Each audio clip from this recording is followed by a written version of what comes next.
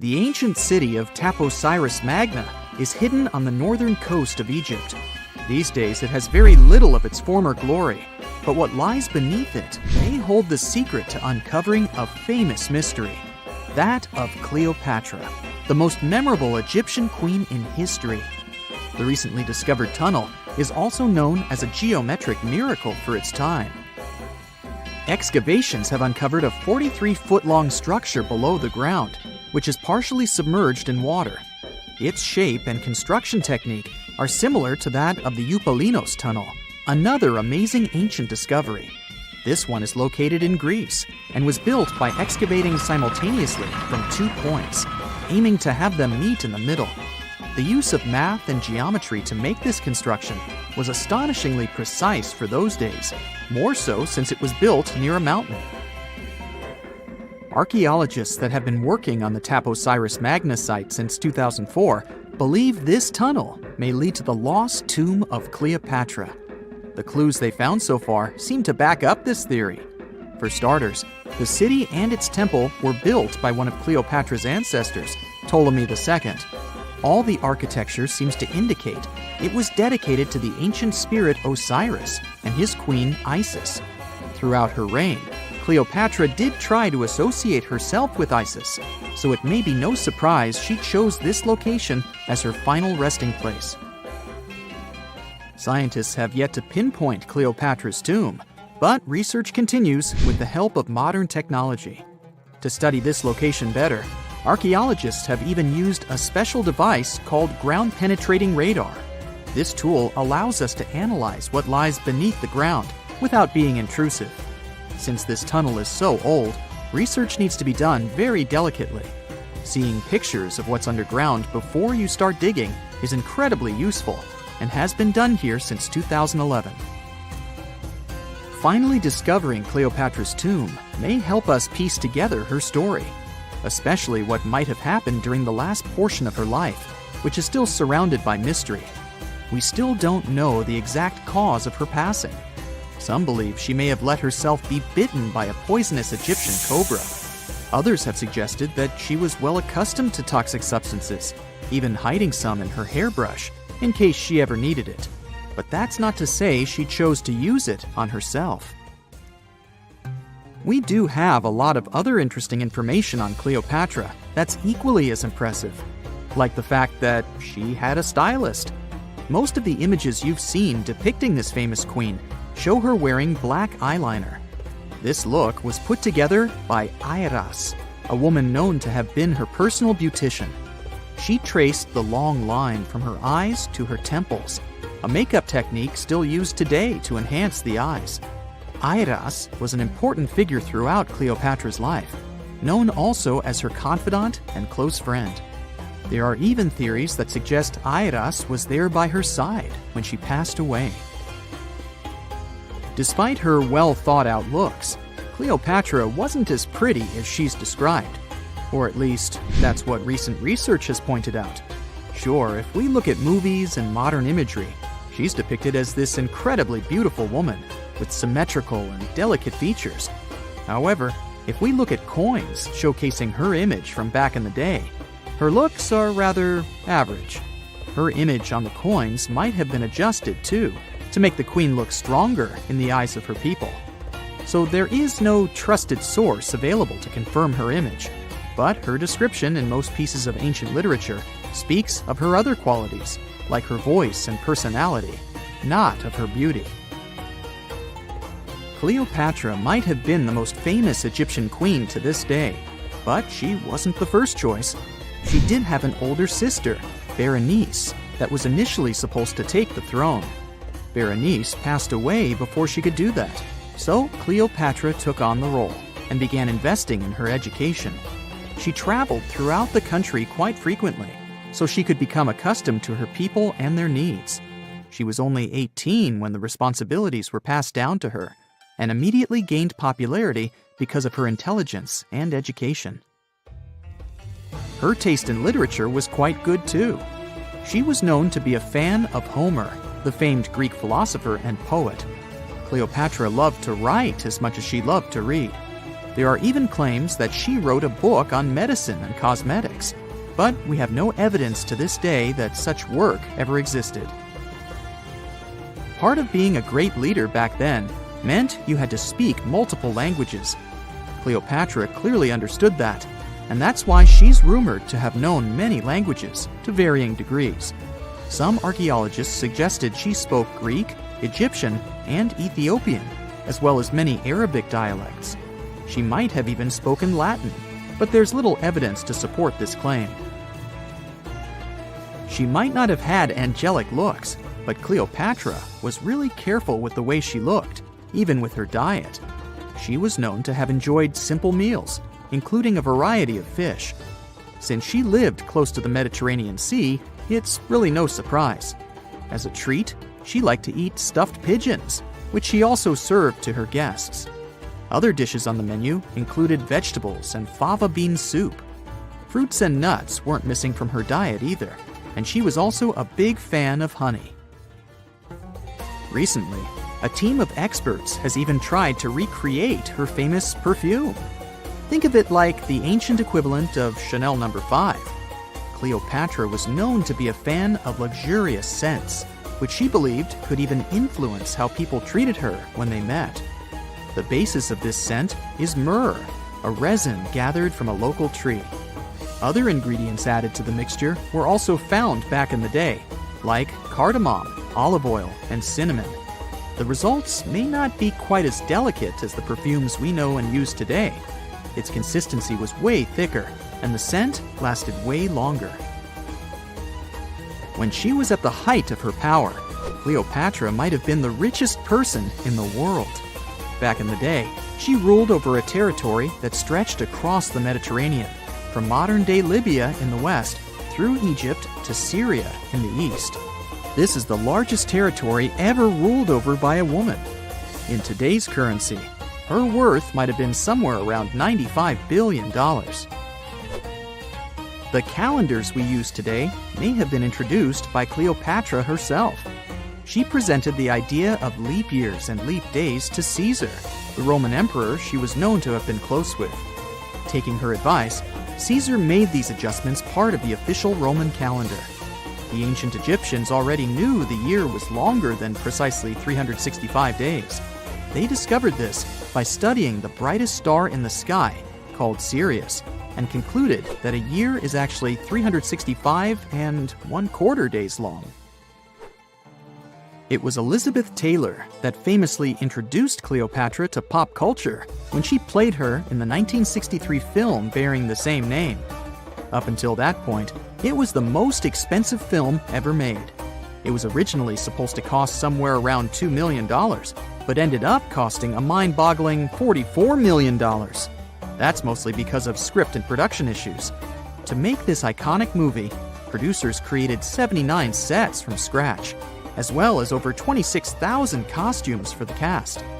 Elizabeth Taylor's Cleopatra costumes alone cost somewhere around $200,000. Thankfully for the producers, the movie made headlines and was well received by critics, making it a box office success. A lot of people associate Cleopatra with another famous Egyptian ruler, King Tutankhamun, nicknamed King Tut. Surprisingly, apart from both of them being Egyptian pharaohs, they have nothing else in common. For starters, King Tut lived around 1,300 years before Cleopatra did, and there is also no connection regarding their ancestry. Cleopatra had Macedonian Greek roots, while King Tut was a native Egyptian. In November 1922, a boy walked through the desert mountains of Egypt and discovered some ancient steps carved into the rock. Subsequently, this find became one of the world's largest and most significant archaeological discoveries. This step was part of Tutankhamun's untouched tomb. Archaeologists found about 5,000 ancient objects, including jewelry, fabrics, painted vases, and funeral masks. You've probably seen one of them. It has become one of the most recognizable attributes of ancient Egypt. More than 100 years have passed since then, and now humanity has finally become close to another large-scale discovery, the tomb of Cleopatra. This queen was the last active ruler of the Ptolemaic Kingdom of Egypt, who sat on the throne from 51 to 30 BCE. There are many ancient records about Cleopatra, her reign, and her unusual personality, but until now, no one has discovered the secrets about her passing away in the burial place. So, one archaeologist, Dr. Kathleen Martinez, has been studying ancient records and temples around Alexandria for decades, and concluded that the tomb of the queen should be located under the ancient city of Taposiris Magna, founded in 280 BCE. It was a big city on the northern coast of Egypt, where tens of thousands of people were engaged in trade and industry, and it seems that Dr. Martinez's guesses turned out to be correct. She and a group of archaeologists have discovered a secret underground tunnel near Alexandria, with a length of about 0.8 miles. It was cut into the rock under Taposiris Magna's temple. During further excavations, they found many things that indicate Cleopatra's tomb lies in the tunnel's depths. It's also possible that she is buried there together with the Roman commander, Mark Antony. According to ancient records, Cleopatra and Mark Antony loved each other and together opposed the Roman Senate, which declared Antony a traitor. The fact that natural disasters have occurred on the territory of Taposiris Magna for thousands of years can complicate the excavations. Earthquakes and floods destroyed the city and possibly flooded its underground tunnels. But archaeologists hope the ancient tomb remains untouched, and that it hides many treasures and records about the royal life of ancient Egypt during the reign of the last dynasty. There's a chance that excavations will go underwater and in the mud. This will require much time and funding, but archaeologists are sure it's worth it. Anyway, it's too early to say that Cleopatra is really buried there, but scientists have found many things in the tunnel that confirm this, including clay pots, dozens of coins with the image of Cleopatra and Alexander the Great, as well as a bust with the image of the Egyptian queen. Cleopatra is still one of the most popular personalities in Egypt, on an equal footing with Ramesses III and Tutankhamun. She inspired many films, paintings, and books, but what made her so popular? She became famous for her inconsistency. She was a beautiful, intelligent ruler who pulled Egypt out of the crisis and made it a prosperous power. Medieval Arabic texts say she knew chemistry, mathematics, and philosophy, and may have written several scientific books. She knew several languages and had excellent diplomatic skills. At the same time, there are many legends that she was a femme fatale who drove many men crazy. However, there's no evidence that her beauty was incomparable. The image of a stunning model was created by Hollywood when it made several films where famous actresses performed the role of Cleopatra. And the Roman Emperor Octavian, the adopted son of Julius Caesar, specially created the image of Cleopatra as an insidious seductress because he was her enemy. Even though she was born in Egypt, Cleopatra wasn't an Egyptian. Her ancestors were Greeks, among whom was one of the generals of Alexander the Great. However, the people of Egypt loved her. She learned the language and was very sensitive to the traditions of this country. She knew the history, mentality, and customs of ancient Egypt well. She raised the level of its economy and strengthened its status as a world power. Much of this was made possible thanks to her cunning and impressiveness. She loved theatrical performances and lavish celebrations. She knew how to surprise people and put on a show. But behind the exterior image of a luxury lover was an intelligent and calculating ruler. Ancient Egypt was a rich, luxurious country, and Cleopatra did everything to increase its wealth and strengthen its position in the international arena. For example, she was once in conflict with her brother Ptolemy XIII Odd. The queen knew that she wouldn't be able to resist him, so she decided to attract Julius Caesar to their side. The Roman emperor arrived in Alexandria, where Cleopatra wanted to meet him, but Ptolemy knew about her plans and was about to prevent her from coming to Caesar. Then, instead of a rich and noisy arrival, Cleopatra decided to make her visit inconspicuous. She wrapped herself in a carpet or linen bag the emperor's servants carried into Caesar's private chambers. Cleopatra emerged from the carpet and impressed the Roman emperor with her beauty and determination. As a result, they fell in love with each other and became close allies. After some time, She impressed another influential Roman for diplomatic purposes. She arrived to meet Mark Antony on a golden barge with purple sails and silver oars. Cleopatra was dressed in the image of Aphrodite and sat under a magnificent canopy. Her servants dressed like cupids and were blowing her fan and burning incense. But Cleopatra created such a show for a reason. She knew that Antony revered Greek mythology and considered himself the embodiment of Dionysus. As a result, he was so impressed with this woman that he ended up marrying her. Cleopatra defended her crown, strengthened her alliance with Rome, and bore Antony 3 children. In Egypt, they threw big parties and enjoyed wealth with power. However, the relationship of a high-ranking official with the Egyptian queen caused a scandal in Rome. Octavian was Antony's primary opponent in the struggle for power, so he exploited the situation to darken the competitor's reputation. He used propaganda to make Cleopatra an insidious seductress in the eyes of Roman citizens. He accused Antony of succumbing to her charms. The Roman Senate supported Octavian and declared Cleopatra an enemy. In 33 BCE, this conflict reached a high point when Antony's navy clashed with Octavian's fleet. The latter won and forced his enemy to flee to Egypt with Cleopatra. According to some records, they took refuge near Alexandria. Pursued by the Romans, they hid in one of Cleopatra's palaces and met their end. Some legends say that Cleopatra was an expert in poisons. She provoked a venomous snake, a viper or an Egyptian cobra, to bite her. Also, according to another legend, she pricked herself with a poisonous needle. There's a theory that Cleopatra always carried an ampule with poison inside her hairbrush. And when she was cornered, she soaked the needle with this poison and pricked herself. None of this can be said for sure. Scientists are still trying to find out the truth. Perhaps when they reach Cleopatra's tomb, the world will get more answers about her tragic fate. She is considered the last ruler of Egypt. After her passing, Octavian plundered her palaces and temples and returned to Rome, where he became the main emperor. He successfully ruled the country and expanded its borders. His reign ended when he turned 75. World history would have looked different if Cleopatra and Mark Antony hadn't lost that naval battle. By the way, did you know that more time has passed between Cleopatra's reign and Neil Armstrong's flight to the moon than between the reign of the Egyptian queen and the construction of the Great Pyramid of Giza? Armstrong took a step on the Earth satellite in 1969, 38 years after the birth of Cleopatra. And the construction of the pyramid took place in 2560 BCE. Imagine how long the history of ancient Egypt is. Cleopatra is closer to us in time than to the pyramids. For more than 3,000 years, the gold mask of Pharaoh Tutankhamun stayed hidden in the Valley of the Kings. This artifact, which stands about 21 inches tall, shows how skilled and artistic the ancient Egyptians were. But nobody expected that X-rays would reveal its biggest secret.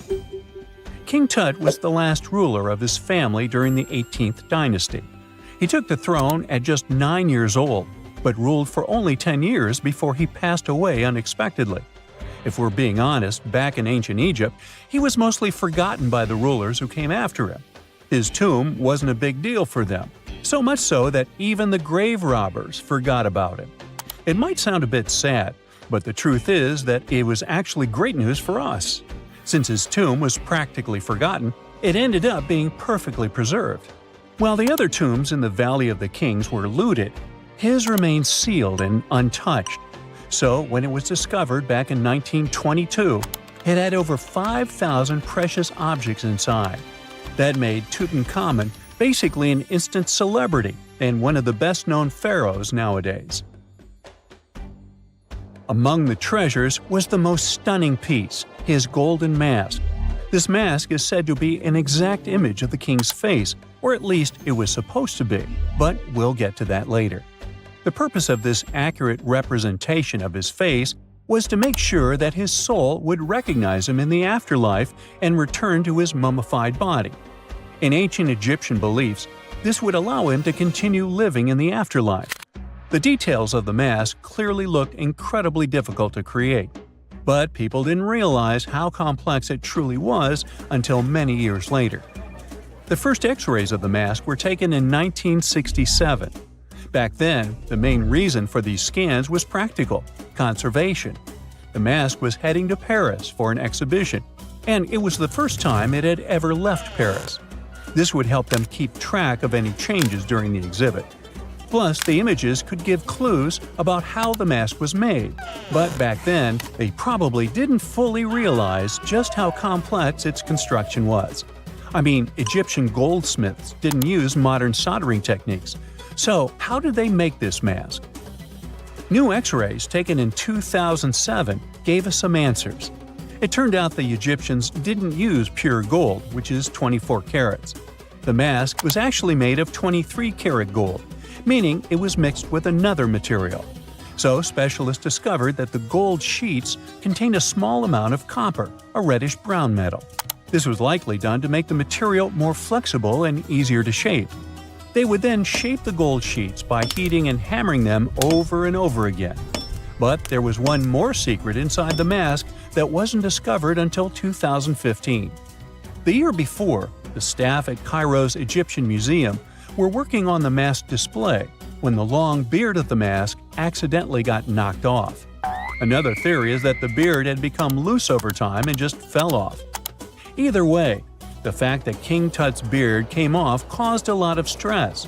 After all, we're talking about one of Cairo's biggest tourist attractions, so the experts had to fix the problem quickly. The restoration process started with a detailed recording of the mask's condition. To do this, they had to take a full three-dimensional scan of the artifact. And, by accident, they found something very interesting in the mask. Inside the royal beard, there is a gold tube, an intriguing structure that the Egyptians likely used to attach the beard to the rest of the mask. And that proved, once again, that the process of making this mask was even more complex than experts thought. But the mysteries don't stop there. Remember how we mentioned that the mask was thought to perfectly represent King Tutankhamun's face? Well, that might not be entirely true. Some popular theories suggest the mask was never meant for him and was actually made for someone else. A study published in 2015 suggested the mask was originally made for a female pharaoh, his supposed stepmother, the famous and beautiful Egyptian queen Nefertiti. The biggest clue comes from an inscription on the mask. At first glance, it seemed to belong to Tutankhamun. But after a close examination, researchers noted that something else was actually written underneath King Tut's name.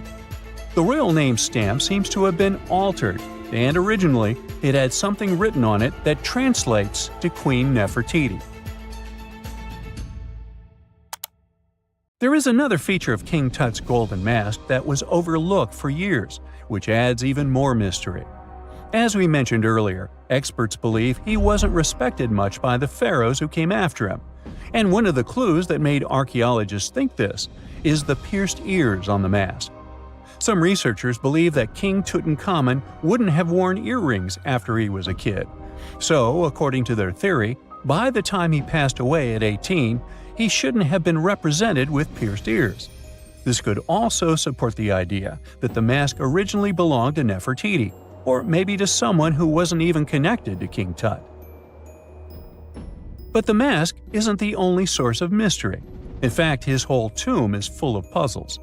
Recently, historians found a sign that the place where King Tut was supposed to be buried was changed at the last minute. For years, experts wonder why a pharaoh who ruled for 9 years ended up in such a simple tomb. When compared to the grandeur of other pharaohs' tombs, his tomb seemed, well, a bit plain. The idea that a king like Tutankhamun would have such an unremarkable resting place just doesn't match up with the power and importance he must have had in ancient Egypt. So, what happened? Well, apparently, this might have something to do with his successor, Pharaoh I.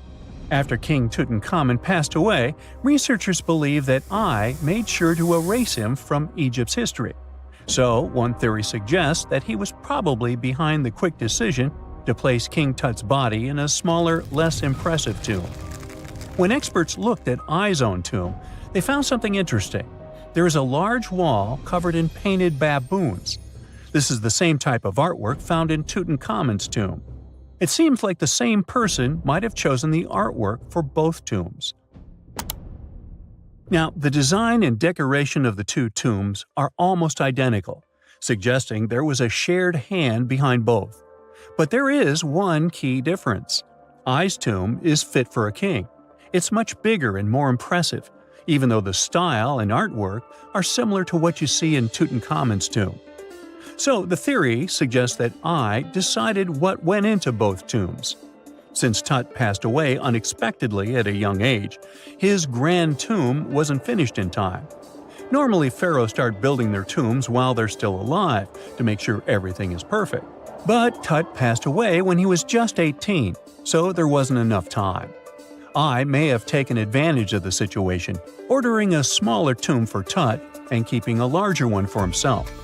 Experts believe this theory explains why Tutankhamun's tomb is so simple and how I managed to wipe his memory from history so easily. But in the end, the story of King Tut's mask and tomb is full of mystery and intrigue. Each new discovery sheds more light on what really happened all those years ago. But one thing is for sure, the secrets of ancient Egypt still have much to reveal, and King Tutankhamun will continue to fascinate people for years to come. Egyptian archaeologists made an extraordinary discovery near Cairo just recently. Drumroll, please. The most ancient and most complete mummy yet discovered in the country. Yes, they were keeping it under wraps. The 4,300-year-old mummy was found in a group of tombs close to the Step Pyramid of Djoser, dating back to the Egyptian Old Kingdom. It was covered in layers of gold. The team also found several other tombs, including one belonging to an ancient Egyptian official and another belonging to a secret keeper who had the power to perform special ceremonies. Another interesting tomb was that of a writer, which featured the largest statues ever found in the area. This vast burial site is also home to more than a dozen pyramids and resting grounds. Probably one of the most famous mummies in the world is that of Hatshepsut. She ruled Egypt like a boss for around 20 years, building all sorts of impressive buildings and creating new trade routes. But when archaeologist Howard Carter found her tomb in the Valley of the Kings, her sarcophagus was empty. However, Carter did find two coffins in another tomb, one of which belonged to Hatshepsut's wet nurse and the other to an unknown woman. In 2006, a team of specialists decided to investigate whether that mysterious lady was the queen herself. They found a molar tooth in a wooden box with Hatshepsut's name on it, and when they compared it to a gap in the mummy's mouth, it was a perfect match. Ramses II was a pretty impressive ruler, but it was his mummy that eventually made history. Now, we don't hear too much about his daddy. Okay, I'll stop. Ramses is considered to be the most powerful pharaoh in all of Egypt, as he reigned for a whopping 6 decades. He also lived to be over 90 years old. Now that's pretty amazing, considering the time he lived in. Ramses II supposedly had over 100 offspring too. Talk about a big family. When he passed away, his body was originally buried in the Valley of the Kings, but some sneaky guys tried to rob his tomb of all his treasures. Officials back in the day weren't having any of that though, so they moved his body to a secret location to keep it safe. Fast forward to the 1800s, and Ramses II's mummy was discovered along with a bunch of other rulers and important officials. But it wasn't in the best condition, so archaeologists flew it to Paris to get it, pampered. Problem was, he couldn't just be transported into another country. The only solution available was to give Ramses II his own passport. His occupation was listed as king, and the document even featured his photo. Most mummies aren't necessarily known for having the most hydrated skin. But that of an ancient woman, also known as Lady Di, proves otherwise. No, not that Lady Di.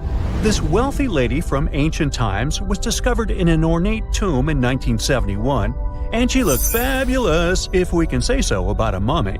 Thanks to the special conditions in her tomb, like the moisture in the environment and the lack of oxygen, her body was almost perfectly preserved. Her skin was soft, her hair was on point, and she was still flexible. The museum that now proudly displays her mummy also shows a ton of fancy items that were buried with her, like dinnerware and musical instruments. Archaeologists investigated the mummy further and discovered that she passed away from a heart attack at around 50 years old. Even though it hasn't been around for over 2,000 years, Lady Di is still making history. The mummy of Otzi the Iceman was discovered in the Alps in 1991. Austrian authorities initially thought he was a modern mountaineer because he was so well preserved. Turns out, he was actually from the Copper Age. He was found in a mountain pass over 10,000 feet above sea level. Through studying his mummy, we've learned so much about life in Copper Age Europe. For example, we know that he was a native of Central Europe and enjoyed eating meat. He also suffered from arthritis, narrowing arteries, and intestinal problems. But he likely used acupuncture and medicinal herbs to treat these conditions. And apparently, he was pretty handy with tools. He sharpened them just days before his untimely demise. Who knows if he was expecting trouble or just getting ready for some routine work. Now, King Tut and his story is most likely the one that made all mummies famous. This pharaoh passed away at the young age of 19, more than 3,000 years ago. But his mummy is still one of the most well-known in the world.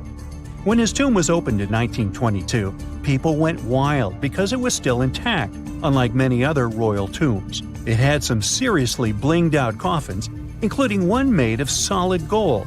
Not only did Tut's tomb give us a glimpse into ancient Egyptian history, but his mummy also taught us a lot about the time he lived in.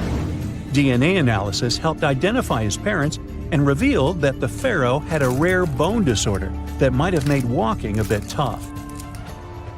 Now, Ginger is most likely one of the coolest mummies you'll ever hear about. He's like a time traveler from 5,000 years ago who's still looking fly with his golden hair and perfectly preserved nails.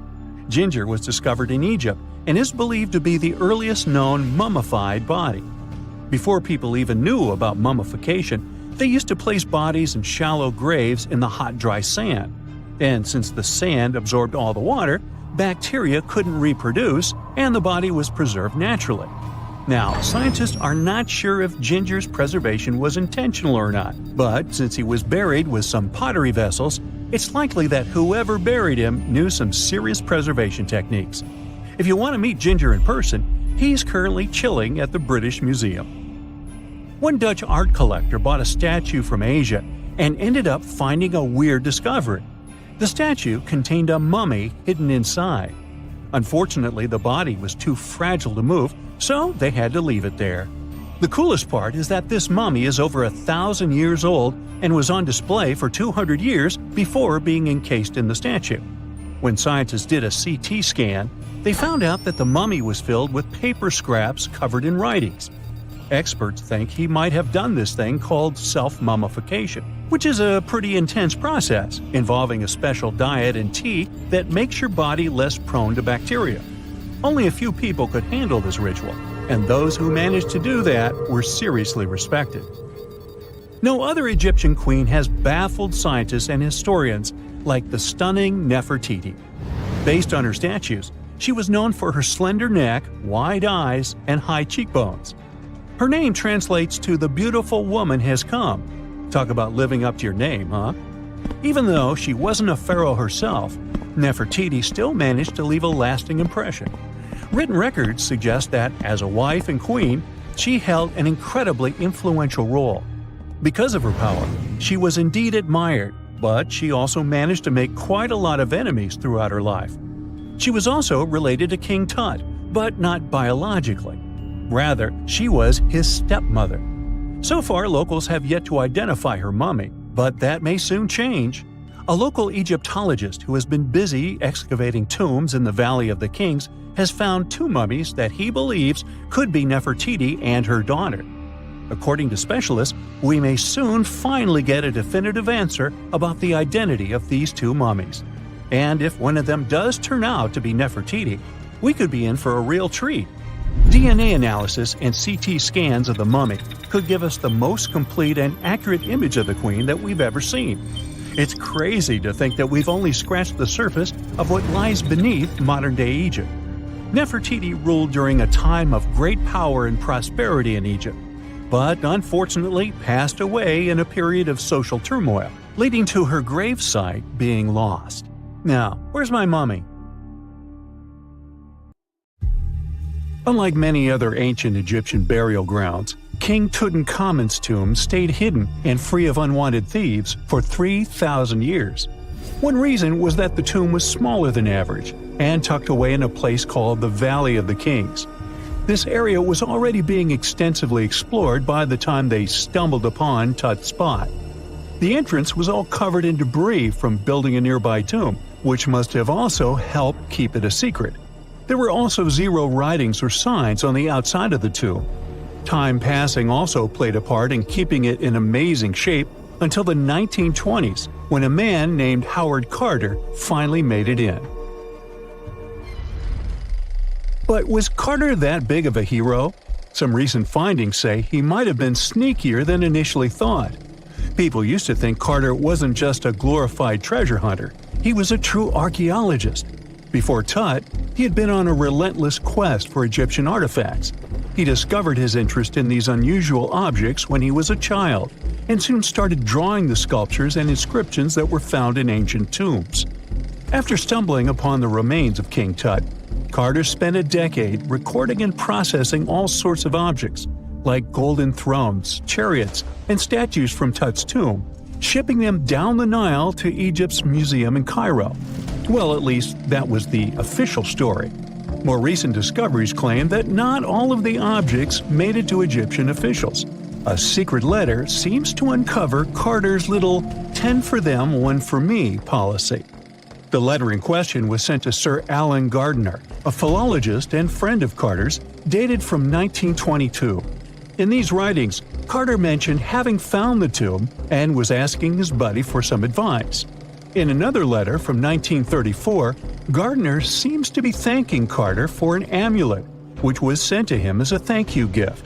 Carter was adamant that it didn't come from Tut's tomb, but evidently it did. Even the British director of the Egyptian Museum was onto Carter's sneaky endeavors, but couldn't prove it. He compared Gardiner's amulet to others from Tut's tomb, and lo and behold, they were a perfect match. Gardiner was so disappointed to have been put in such a sticky situation that he vented to Carter in another letter. Deciding to be a good friend, Gardiner didn't throw the famous archaeologist under the bus.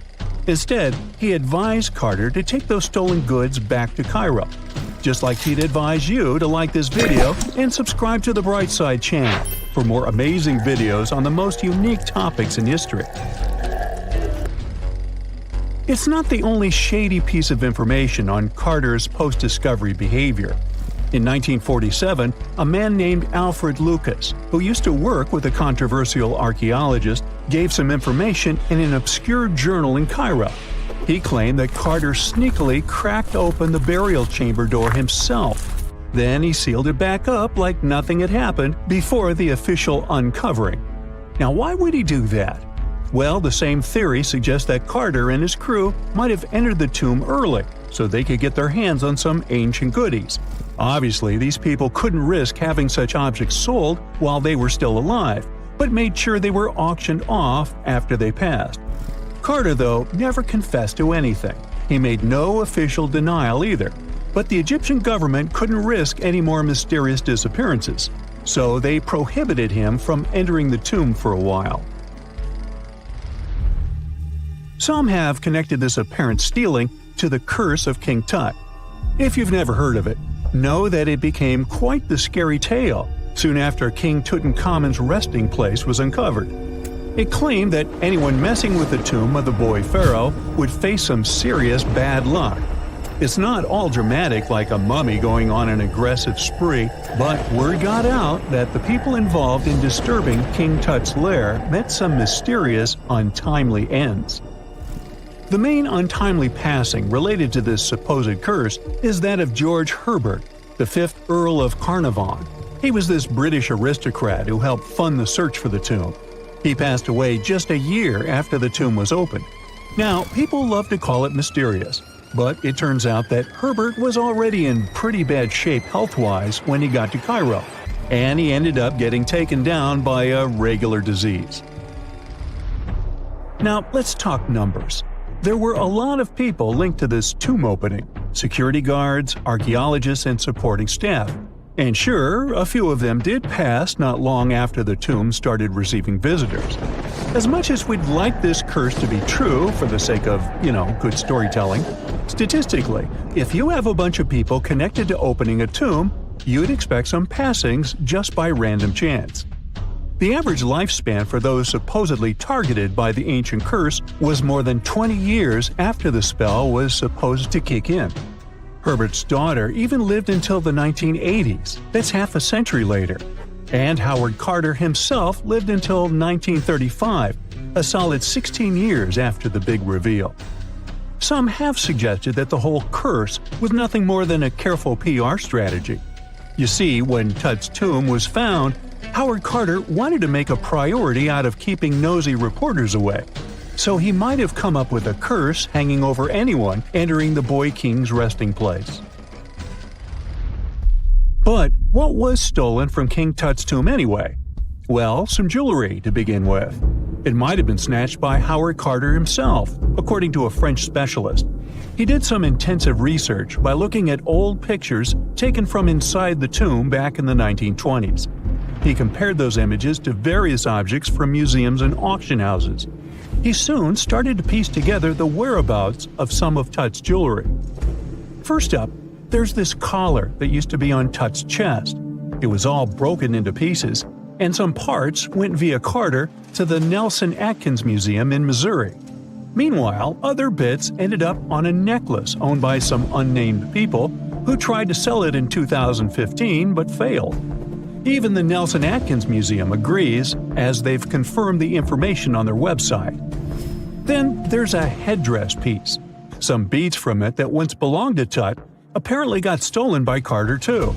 They were also strung into a necklace and are now being held at the St. Louis Art Museum.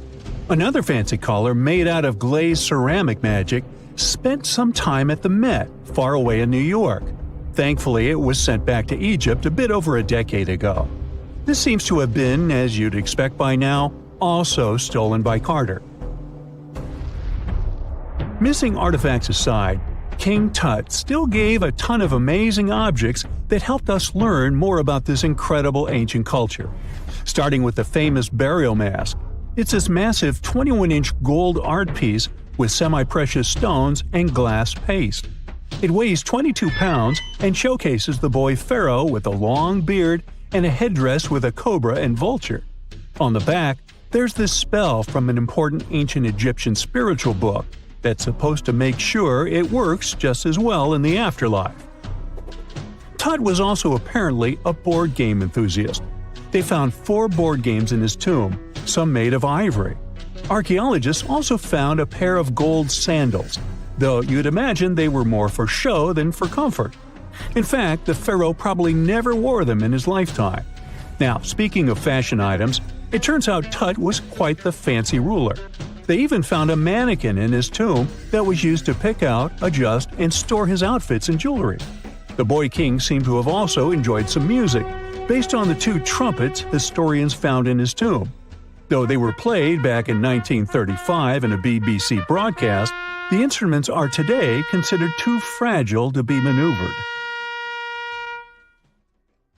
It's nighttime, and you're about to walk inside Pharaoh Tutankhamun's final resting place.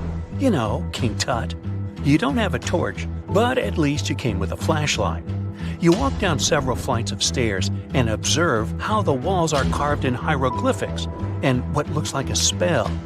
Those who take anything from this place will be doomed for life, the spell says. Even if you don't really believe it, this scares you a little bit. You find a huge stone door. Is it a trap? You manage to open it, but oh no, it's only an empty chamber. You check your map.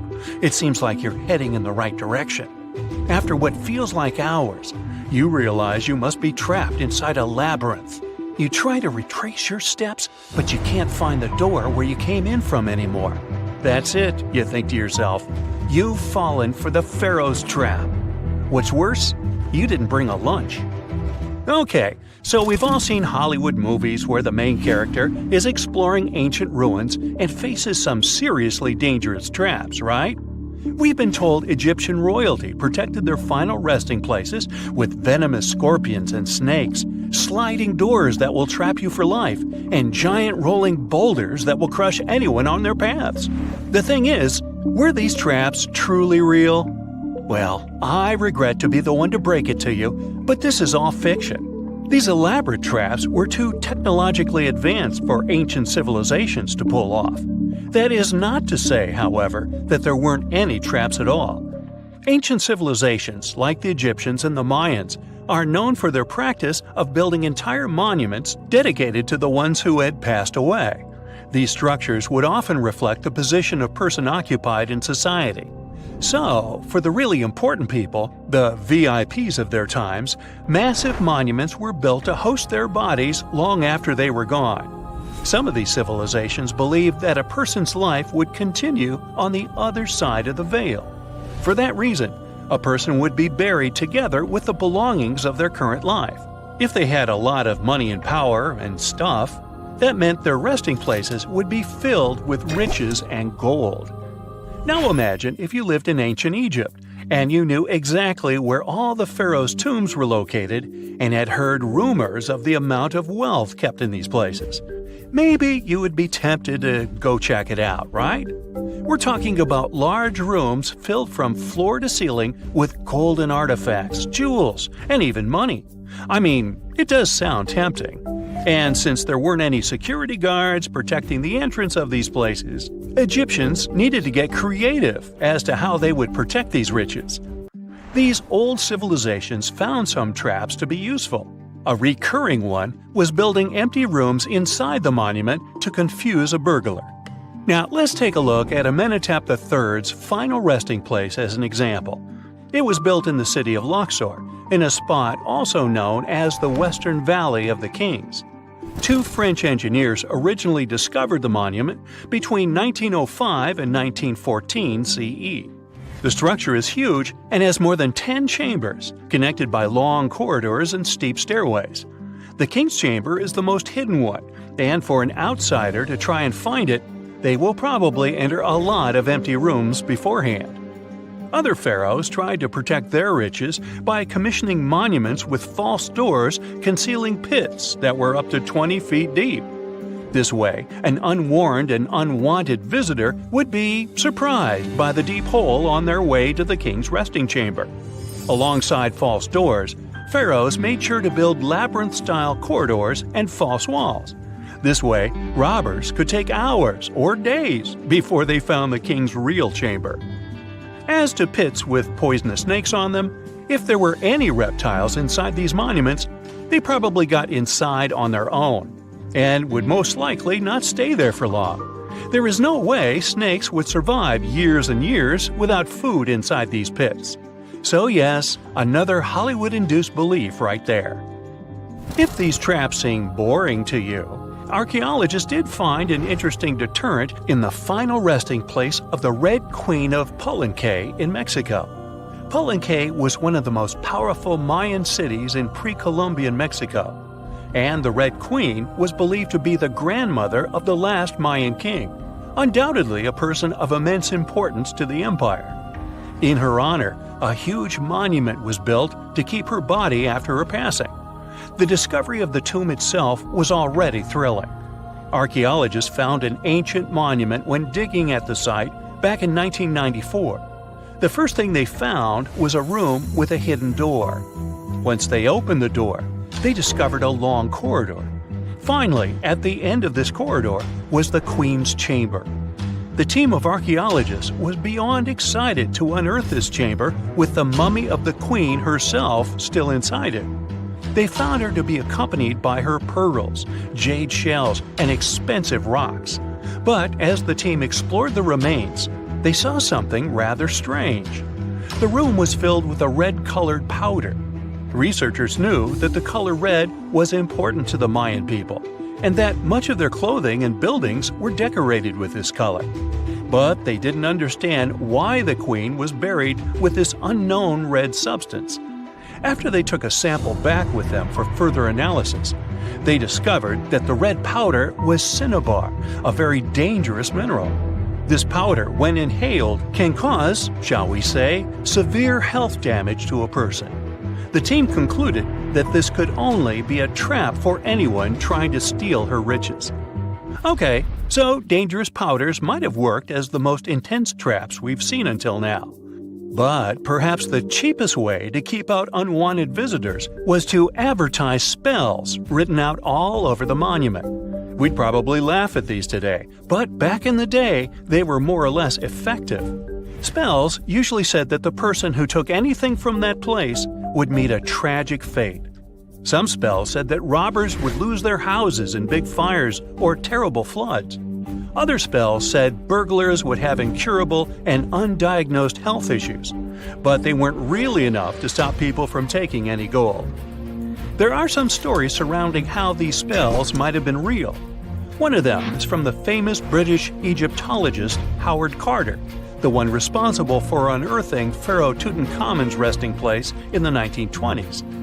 After months of unsuccessful digging, Carter discovered the tomb's existence by chance. He found the entrance to a stairway right beneath the soil where he had been searching all those months.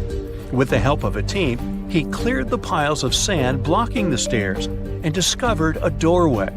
The door had several royal symbols carved into it, and Carter knew this could only mean a very important person had been buried there. And he was right. With a chisel, he made a hole in the top left-hand corner of the doorway and lit his vision with the help of a candle. He couldn't believe what he was seeing, the reflection of several golden and jeweled items crowding the chamber before him. Lost for 3,000 years, Carter had just discovered the final resting place of King Tut.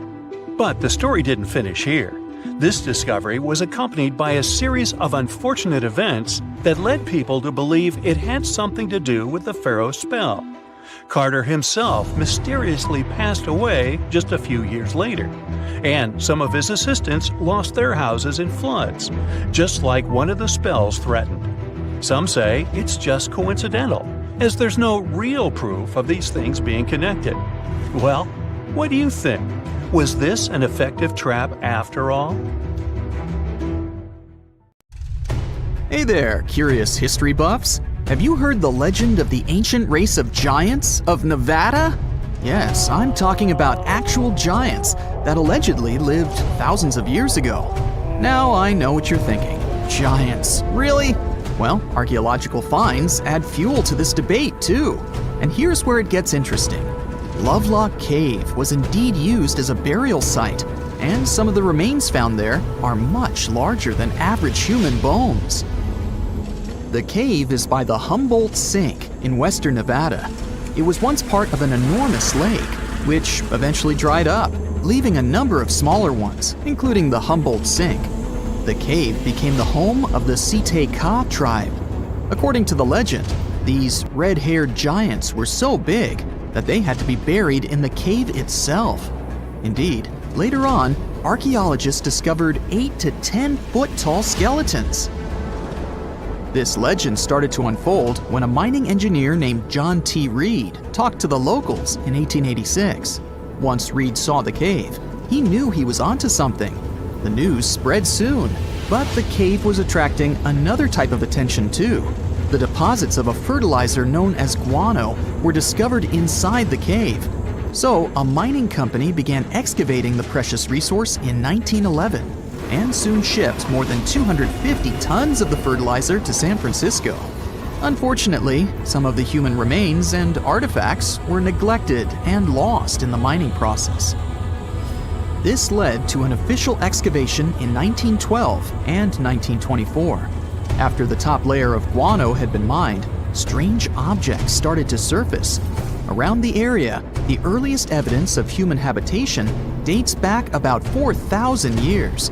The Lovelock culture lasted for some 3,000 years, and they left us with 10,000 stunning artifacts.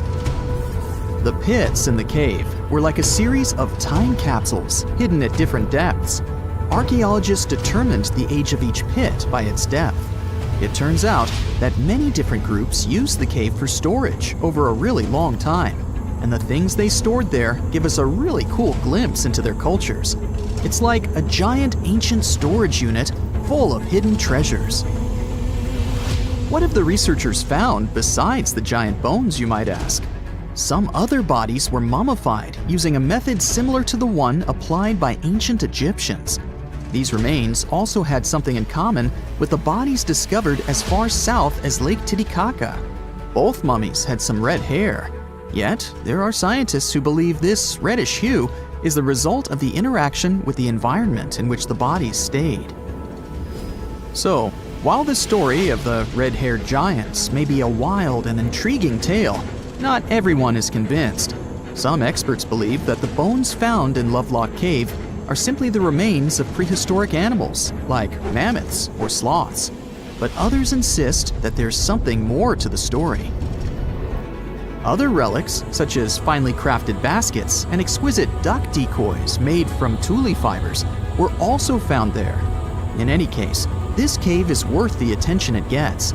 By the way, you can still visit this cave today and see the pits of different depths with your own eyes. But let me tell you one thing. It's in a hot, dry, and isolated place. Archaeologists have made another discovery that seems to be straight out of a legend.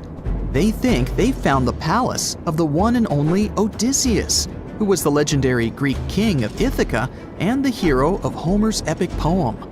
Move over, Indiana Jones.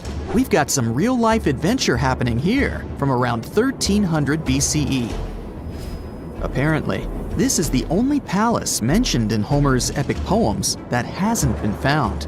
The excavations have been made on the Ionian Islands, and the view from the ruins found on the island of Ithaca are exactly as described in the Odyssey, says the professor who led the excavation team. Known to the ancient Romans as Ulysses, the Greek hero took 10 years to return home to Ithaca after the fall of Troy. For many years, Homer's other epic, called the Iliad, which tells the story of the protracted siege of Troy by the Greeks, was regarded as a myth too. But then, in the 1870s, Troy was rediscovered in modern-day Turkey's Çanakkale city. So, if they found Troy, who's to say they couldn't find Odysseus's home? The researchers were following Homer's words as a roadmap. The excavation site has a building complex with 2 levels. It has important finds such as storerooms and workshops, a complicated drainage system, and fragments of pottery. It also has a well from the 8th century BCE, which is around the time when Odysseus is believed to have been the king. Yet, not everyone is convinced that the team has actually discovered the home of Odysseus. A British researcher named Robert Biddlestone insists that Homer's description of ancient Ithaca isn't very similar to the island that now has its name, and that Odysseus's kingdom was actually on the Isle of Cephalonia. However, Italian archaeologist Adriano La Regina might have a more realistic approach to this debate. He says that whether this find has a connection to Ulysses or not, what's more important is the discovery of this royal palace. Once upon a time, in a land far away, the Klamath Indians spread a legend about the creation of Crater Lake. Okay, maybe this land is not that far away, and it still exists. You can find it in south-central Oregon, in the western United States. Anyway, the legend has it that this lake was formed in a vicious battle between 2 volcanoes, Mount Mazama and Mount Shasta. Then the spirits of Earth and the Sky, which are Lao, who ruled the below world, and Skell, the chief of the above world, joined the fight. It turned into a geological drama. During the battle, darkness veiled the land. The fight was over when Mount Mazama collapsed and sent Lao back into the underworld. Then the rain filled the pit and created a lake in the place where the mountain had once stood. Flash forward to our time. Scientists have discovered that Mount Mazama did erupt 7,700 years ago. Artifacts found in the area prove that the legend indeed contains some details about the explosion. The tale says that red-hot rocks were flying through the sky. This happened during the volcanic eruption that caused the mountain to collapse. This created the volcanic caldera, which later on got filled with water.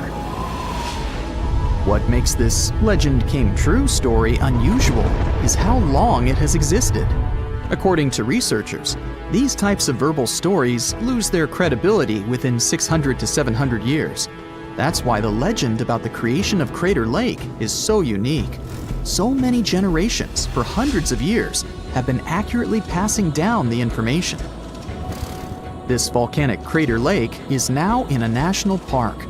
It's famous for its deep blue color. The water in it is extremely clear. If you visit it today, the water you'll see won't be the same as for someone who will visit the place 250 years later. Because there are no rivers flowing into or out of the lake, the existing water evaporates and the lake gets filled again by rain and snowfall. Basically, every 250 years, the water is replaced.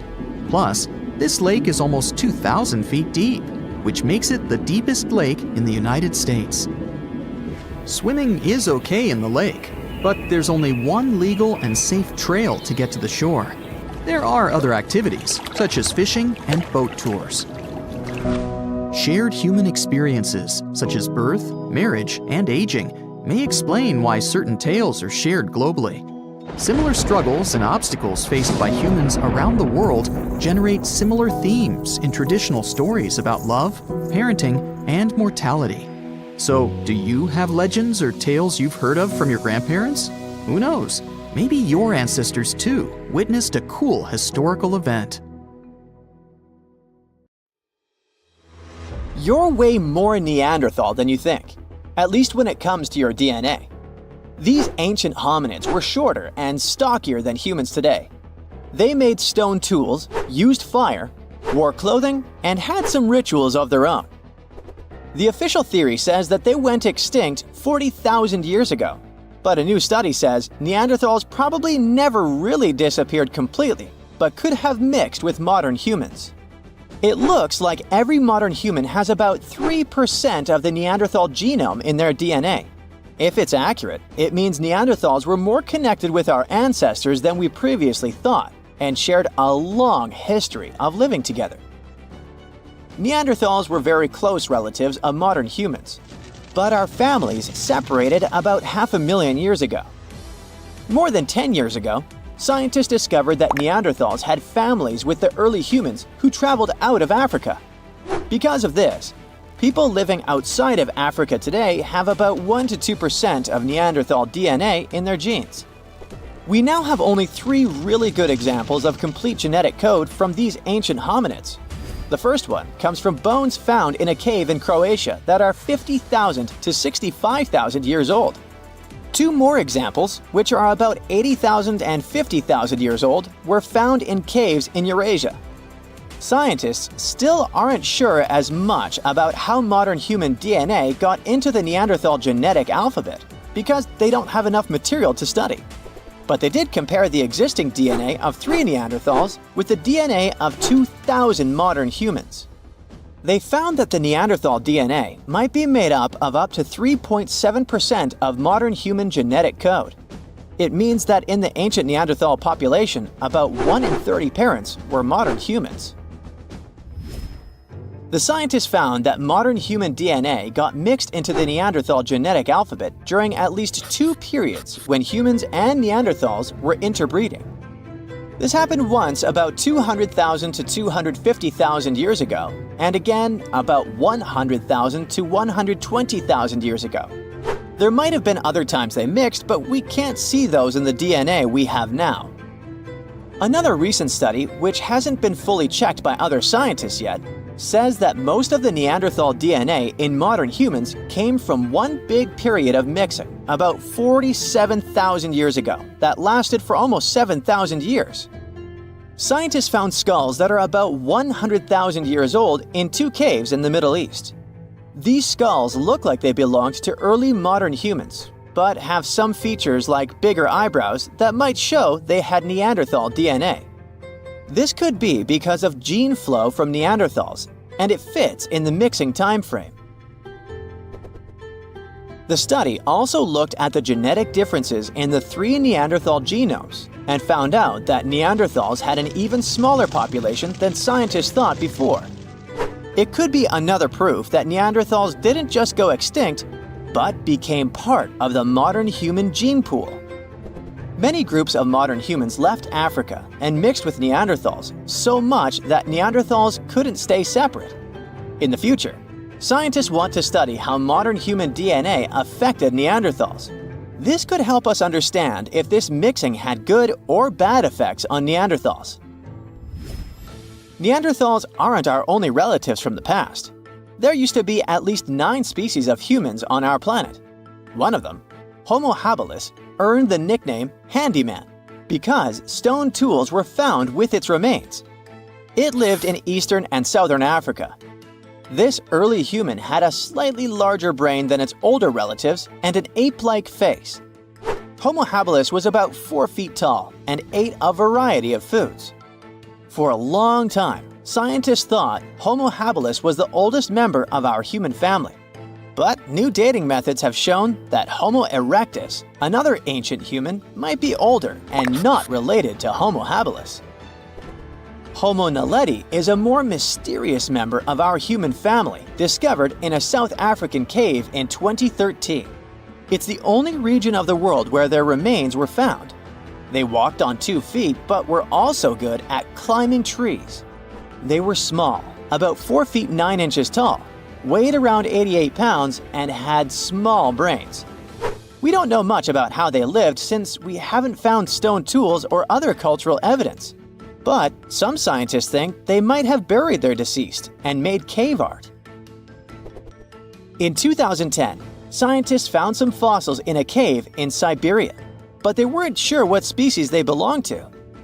These fossils are from a group called the Denisovans, who lived between 194,000 and 51,000 years ago.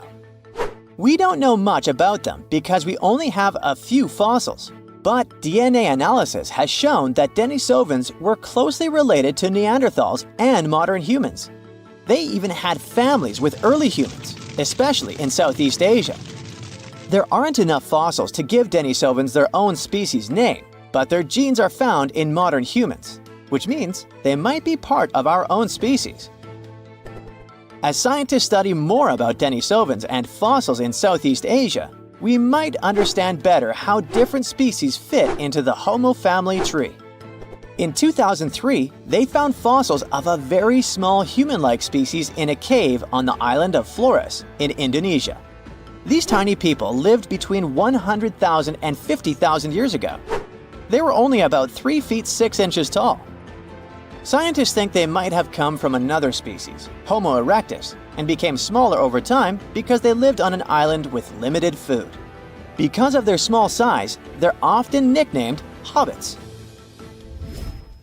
Around 40,000 years ago, Homo sapiens, yep, that's us, were the last humans left out of many different kinds of human-like species that walked on 2 legs. So, the logical question is, what happened to the others? And what did we have to do with their disappearance? Some scientists think we survived because our offspring lived longer, or because we were better at handling changes in the weather. Others think we might have competed with other human species, or maybe mixed with them and shared genes. About 300,000 years ago, the first Homo sapiens lived in Africa. They didn't look exactly like us, but they were more similar to us than other early humans. They had tall, round skulls with almost straight foreheads.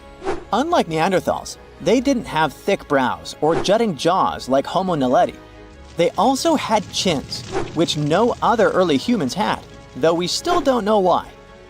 Homo sapiens lived in bigger groups and had more genetic diversity compared to other early humans. This helped us in many ways, not just in staying healthy. Having big social networks across different places was like having a safety net. If we ran out of food or water, we could go to other groups we were connected to, and they would help us because we weren't strangers, we were family. These big networks also helped these early humans share new ideas and inventions. A big simulation showed that later species of humans could live in many different environments because of these wide networks and the ability to adapt. We know that Neanderthals were really smart, but Homo sapiens might have been just a little bit smarter. Small inventions like weaving and sewing needles could have given Homo sapiens an edge. Scientists have found evidence of weaving from 35,000 years ago and sewing needles from 30,000 years ago. Weaving lets you make things like baskets and nets to catch food. Sewing needles help you make better clothes and tents, which keep you and your youngsters warm and safe, which is very important for survival.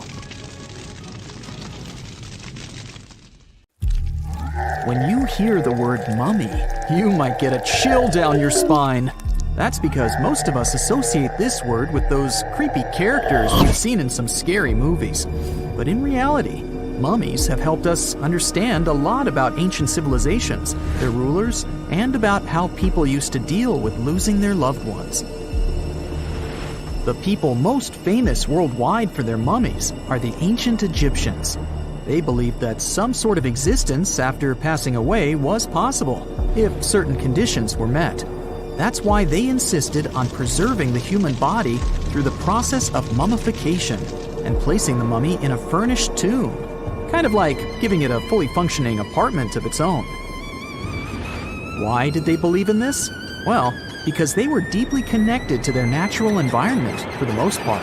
They saw the natural cycles around them, like how the sun rose every day, followed by the moon, or how new life was always sprouting from plants, even after they had wilted away. They also believed that the powerful spirit Osiris, who represented the cycle of passing away and resurrection, played a role in this process. To prepare for the afterlife, the ancient Egyptians followed certain rituals, like mummification, which involved using materials like honey, resins, and incense to preserve the body. There's no other mummy more popular than that of King Tut. He was a young pharaoh who ruled over 3,000 years ago in Egypt. The problem with discovering ancient royal tombs is that most of such burial sites were previously robbed. People knew ancient rulers had been left with many valuable belongings, so those locations became vulnerable to thieves. When King Tut's tomb was opened in 1922, people were excited because it had not been robbed, like many other previously discovered royal tombs. That's how well hidden it was. Inside, his mummy was encapsulated in a total of 3 coffins, including one made of gold. The objects found in his tomb showed us what ancient Egypt was like, and studying his mummy also helped us learn about the culture and practices popular at the time when he passed away. We also learned about his family by looking at his DNA. Scientists were able to discover that he had had a disease called malaria and a problem with his foot that might have made it hard for him to walk. Ramses II was another pharaoh in Egypt who ruled for 68 years, which was quite a lot back in the day. He was known for his expansion campaigns and building projects. Many objects from his time as a ruler still exist today, including a large statue of him. Ramses II was about 6 feet tall and lived to be about 90 years old. After looking at his mummy, scientists concluded that he may have had a medical condition that affected his spine. Now, remember those thieves I mentioned before? They are probably the reason why Ramses II ended up in a plain coffin in a secret collection of royal mummies at Deir al-Bahari, which was rediscovered in 1881. Thankfully, archaeologists were able to identify him because his journeys had been recorded on his wrappings. The process was really tedious too. In fact, in ancient Egypt, the mummification process could take a staggering 70 days to complete. A special person would say a very specific speech while delicately handling the body and drying it out using a type of salt called natron. They also used linen and resin to make the body look more lifelike and to wrap it in cloth. The tomb was equally as important for ancient Egyptians. The walls of King Tut's tomb, for example, were adorned with intricate artwork that depicted his journey to the afterlife, from his burial procession to his passage through the underworld. The ancient Egyptians believed that everyone made this journey after passing away, and they filled their tombs with items and paintings to help the person in their spiritual travels. Additionally, the walls of the tomb were decorated with spells from a special book, which contained a collection of poems that the Egyptians believed would help people reach the afterlife. And speaking of how important this journey was, people also placed food in these ancient tombs. In King Tut's tomb, archaeologists discovered 36 jars of vintage beverages and 8 baskets of fruit, which were believed to be left there to help him in his journey to the afterlife. The Egyptians believed that traveling to the afterlife took a really long time, so they left a lot of supplies, such as food and water, to sustain their loved ones. Pharaohs also generally had numerous luxurious garments and beautiful jewelry in their tombs to ensure that they would have a fashionable journey. These items included various types of linen clothing, such as tunics, scarves, gloves, and headdresses, as well as a lot of gold jewelry with precious stones, like bracelets, buckles, pendants, necklaces, rings, and even precious depictions of insects for protection. Some were also deposited with fans made from ivory and ostrich feathers to keep them cool in the afterlife. Some ancient rulers were even placed in their forever apartments along with boats. For example, Pharaoh Khufu built the Great Pyramid at Giza as his tomb, and a large ship was found inside. King Tut, however, was buried with multiple boat paddles, but no actual boat. Instead, he had 3 chariots and numerous walking sticks made of precious materials, perhaps indicating he'd rather travel to the beyond by land, not by water. Amongst the most interesting objects found near ancient mummies are bottles of oils and perfumes. If rulers were supposed to be fashionable, why not smell nice too, right?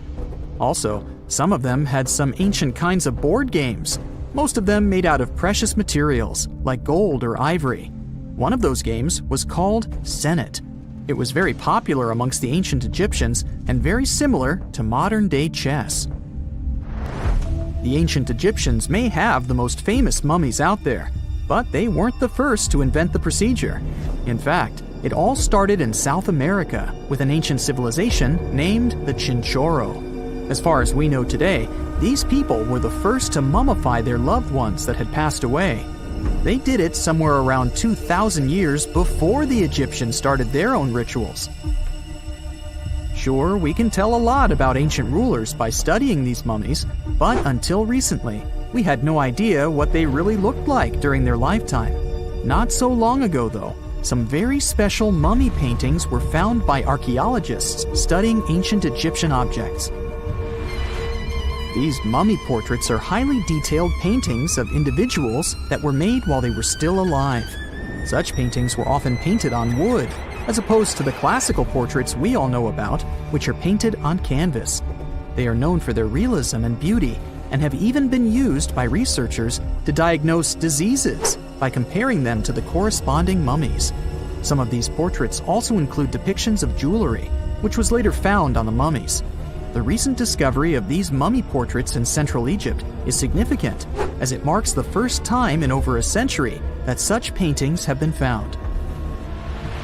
Mummies appeared all around the world naturally, too. Mummification can occur without people intervening because of natural conditions, like extremely cold or hot environments, places with a lack of oxygen, or accidental exposure to chemicals that preserve the body. These conditions don't allow bacteria to grow, resulting in the body remaining more or less intact. Famous Otzi was one of these mummies. We know today he was a man who lived around 5,000 years ago in Europe. But upon his discovery in the Alps in 1991, Austrian authorities initially believed that he was a modern mountaineer because of how well preserved the body was. However, after the Iceman was removed from the glacier, it was determined that he was actually from the Copper Age. Hey, how do you feel about taking a trip back in time? We're diving into the history of the Amazon forest to unravel the mystery of its lost cities. Grab your bug spray and hop on. The Amazon forest is the world's largest rainforest. The environment there can be extremely challenging for human life. Yet, the legend goes that the Amazon has been home to sprawling settlements, rich in unmeasurable wealth. Could that really be true? Or is that none other than a figment of our collective imagination? The legend of El Dorado might be the myth that started this whole thing. As European explorers began their excavations in American lands back in the 1500s, word got out of an Amazonian civilization that used to paint their leader in gold as an offering to higher powers. The legend of El Hombre Dorado, aka the Golden Man, began to quickly spread around Europe. Explorers got excited at the possibility of finding an infinite amount of gold somewhere deep within the Latin American jungle. And as you can imagine, expeditions to the continent began to multiply with each passing year. It didn't take long before explorers found this civilization. They were known as the Muisca people and were located in Colombia, near Lake Gudavia. The Muisca people had a tradition of painting their leader, aka the Zipa, from head to toe in gold. In a ceremonial gesture, the Zipa would swim into the river, spreading gold dust all over the lake. For the Muisca, this was their way of acknowledging and thanking the higher powers of the universe they believed in. When European explorers heard and witnessed this practice, they were amazed. For them, gold was used solely for commercial purposes as their main currency for trade. This made them think that the Muisca people must have stacks and stacks of gold hidden somewhere in the jungle for them to use it so abundantly. Well, that's how the legend of El Dorado was born. What was once the practice of El Hombre Dorado traveled on word of mouth until it became El Dorado, a fictional city that was most likely to hide piles of gold. The hunt for this city led Europeans to spend large amounts of money to scour the Amazon forest. Unfortunately, all of their expeditions came back empty-handed. That is, if they ever came back at all. Now, jump to the beginning of the 1900s. In England, the Royal Geographic Society, a prestigious British institution, was looking for somebody willing to travel down to Latin America to trace the border between Brazil and Bolivia. More specifically, the part of the border that is nestled deep within the Amazon rainforest. One Sir Percy Fawcett was a Latin American aficionado, and he gladly volunteered to do the job. Oh, it's important to note that the Amazon forest is virtually the size of the continental USA. It sprawls across 8 countries, including Brazil, Peru, and Bolivia. And trust me, getting around is no easy feat. The jungle is covered in dense vegetation, and in addition to that, it's home to insane predators such as anaconda snakes, panthers, crocodiles, piranhas, and so on. But despite all that, Fawcett was very successful in his mapping adventure and seemed to be wanting to come back more. Back in England, Fawcett would scour diaries from other explorers hoping to learn more about the ancient Amazonian civilizations. He would read about the Incas and the Mayans and the great empires they built. He believed that if the Incas were capable of building empires that stretched over 2 million square miles, this could mean that other Amazonian civilizations could have thrived there too. During his research, Fawcett came across a report from a 16th century explorer. The report told of a city deep within the Amazon forest that held unimaginable quantities of minerals. A town that stretched for 15 miles without any space from a house to house. This report fueled Fawcett's imagination to a new extreme. From then on, he became obsessed with finding what he called the lost city of Z. Over years, Fawcett searched the Amazon forest, usually looking for stone ruins that could possibly indicate human settlements. On his later expeditions, he focused on exploring the state of Mato Grosso in central Brazil. He would travel from Europe and into the lower region of the Xingu River. The trip to the Xingu would take him around 14 days on foot. Then, he would set sail in small wooden boats accompanied by local indigenous leaders that knew the region better than anyone. How he communicated with the indigenous population is still a mystery, since they only spoke in local dialects. Some scientists believe that this could have been the real reason why he never found the city. They believed he wasn't able to communicate what exactly he was looking for. And this was not his greatest difficulty. As we've said before, Amazon is not a kind place for its visitors. In his diaries, Fawcett tells of encounters with a 60-foot-long anaconda, which he bravely survived. He writes of endless sleepless nights and waking up with his hands and feet swollen from mosquito bites. Some of his peers said he was invincible and tireless. But the day came during his 8th expedition when he didn't make it back home. Fawcett disappeared without leaving any trace behind. Some even suspect that he was close to reaching his lifelong goal. On the day of his disappearance, he sent an optimistic letter to his wife saying there was nothing to fear, and that he was setting out on a certain final search.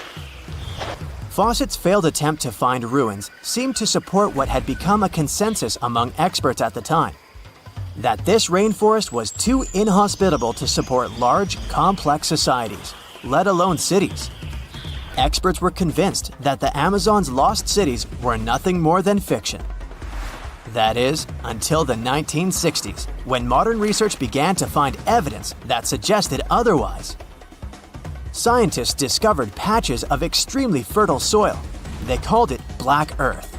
And apparently, they found lots of it in the Amazon, especially alongside rivers. Further research even showed that such soil was created by human waste or the intentional burning of forests, which adds nutrients to the soil below, which could only mean bingo! The discovery of Black Earth was the evidence that large-scale agriculture was possible and probably did exist amidst the Amazon, confirming that settlements could have formed there after all. In the 1990s, along the Xingu River in Brazil, a team of archaeologists from the University of Florida made a remarkable discovery. Working alongside local indigenous people, they found very long ditches. After mapping them, they realized that these ditches were a sign of a big settlement. They were remnants of carefully designed walls centered around a plaza. Some were roads that led to more settlements. In fact, just this part of the Amazon, about the size of New Jersey, was once a network of dozens of settlements that experts believe could have been home to at least 50,000 people between 1250 and 1650 CE.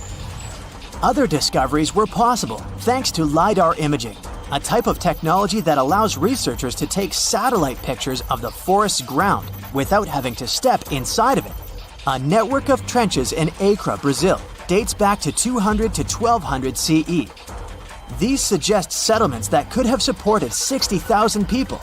Other images from near the Xingu River suggest cities that could have housed about 50 million people.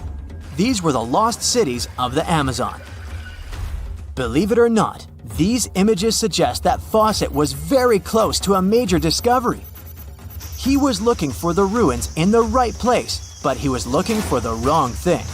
Unlike cities such as Cusco, which used stone as their primary material, Amazonian settlements used wood and earth to build their cities. These materials are highly deteriorating and probably decomposed over time. Finding them required a bit more technology than what Fawcett had available at his time. Have you heard of Göbekli Tepe?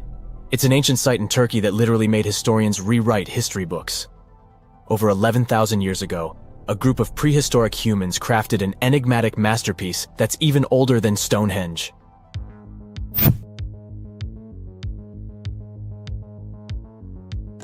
Before its discovery, archaeologists believed that people didn't know about iron and weren't good at making pottery. They were sure that settled life only emerged with the need for agriculture. But Göbekli Tepe changed this belief.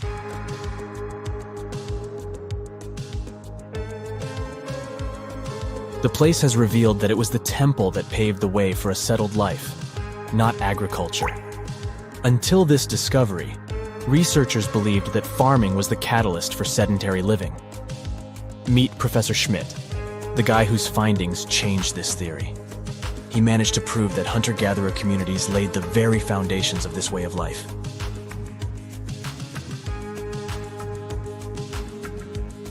Back in the 1960s, other archaeologists visited the area, but they totally missed the mark. While surveying the region, they stumbled upon a hill with scattered limestone slabs and concluded it was just an old burial ground from medieval times. Little did they know that there was so much more to uncover.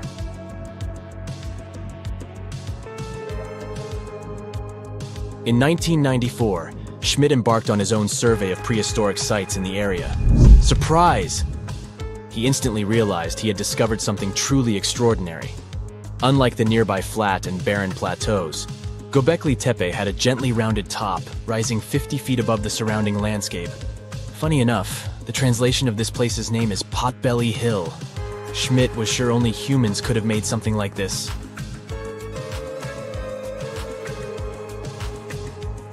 Those broken limestone pieces that were mistaken for gravestones turned out to be way more exciting. It was like stumbling upon a hidden treasure. The pieces took on a whole new meaning, and Schmidt with his team was about to dive into the secrets waiting beneath the surface. To their surprise, they found no traces of a settlement. No hearths for cooking, no houses, and none of those adorable clay figurines commonly found in nearby sites of similar age. However, they uncovered that those ancient people used tools like stone hammers. So, Schmidt and his team put their heads together and took a wild guess at the age of Göbekli Tepe's stone structures. Their estimation got backed up by some limited carbon dating done right at the site. The ancient vibes of this place were finally starting to make sense. It was like a puzzle slowly coming together.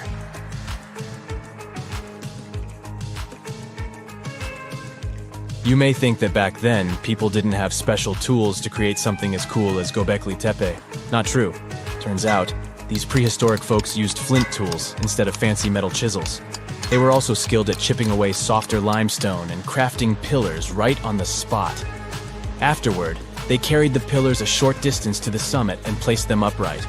Once the stone rings were complete, they covered them with layers of dirt. Over time, they added new rings, and voila! You've got a cool hill to impress people in the future.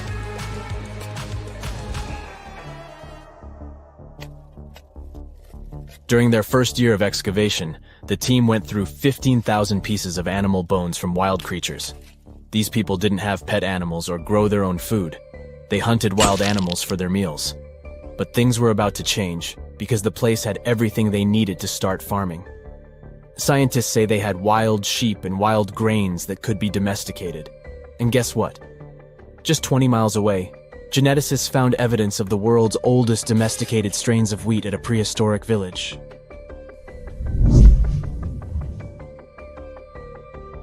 These amazing findings have completely changed how we view civilization.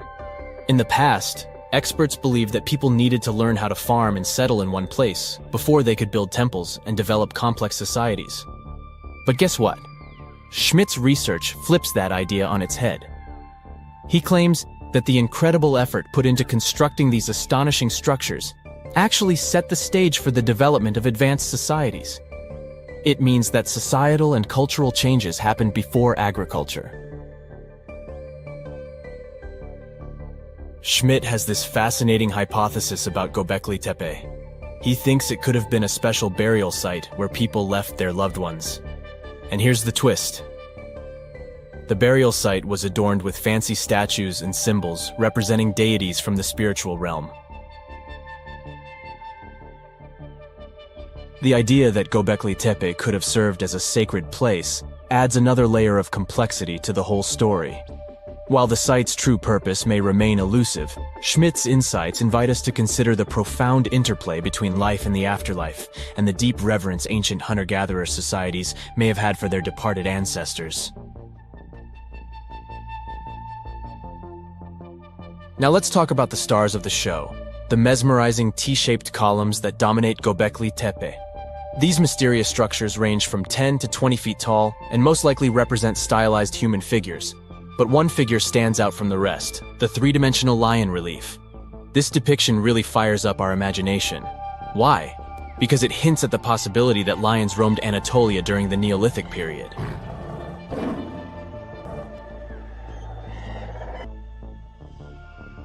These standing stones are arranged in circles and placed in rectangular pits. Each circle has a similar setup. Two big T-shaped pillars in the center, surrounded by slightly smaller ones facing inward.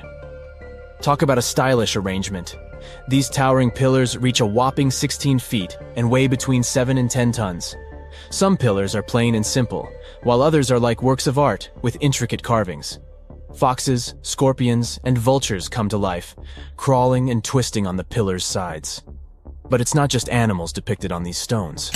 Some pillars have abstract shapes representing humans, and even small carvings of clothing items. Some of them even have belts. Now, there's one pillar that stands out from the rest like a rock star. This super old stone pillar suggests that a comet crashed into Earth. It happened during a chilly period that lasted about 1,000 years. Previous studies examining Greenland ice cores hinted at this comet theory, but now the carvings at Göbekli Tepe prove it right.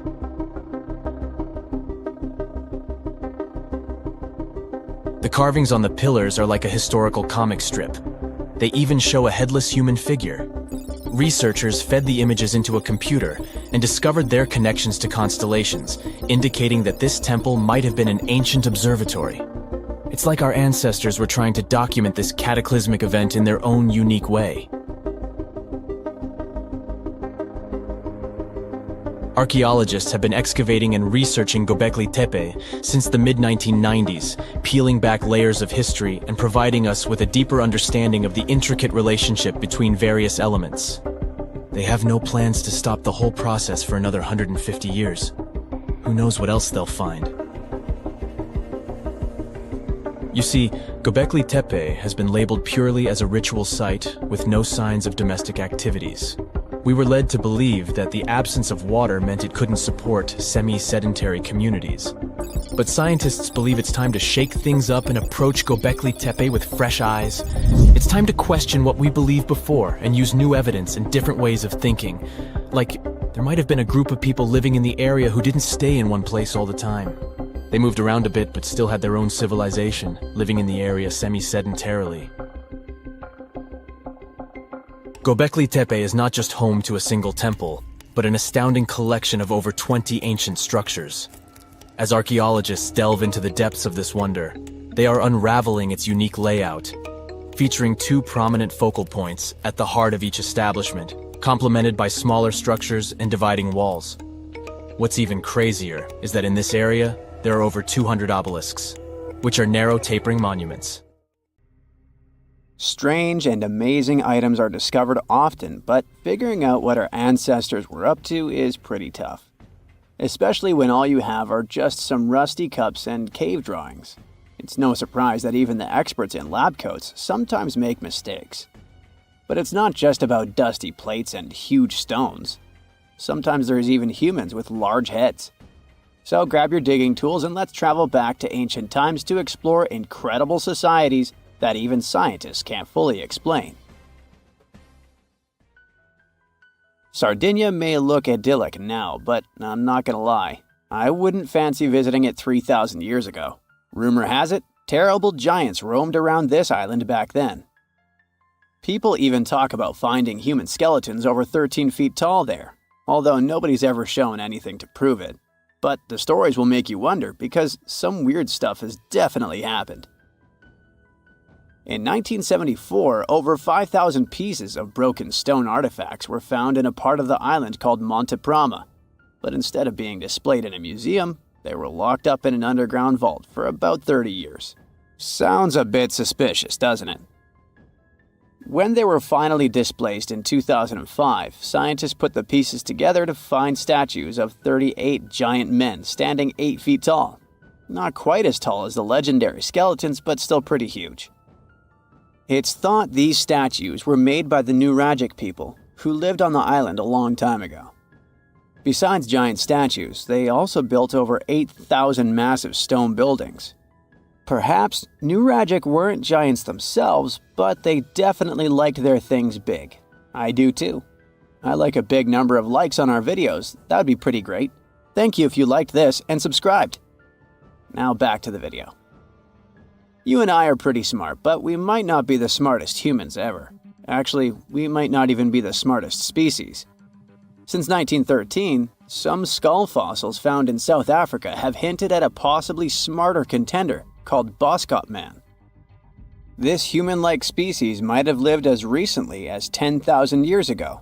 Their skull suggests they had really big heads, which means their brains could have been 30% bigger than ours. Wow!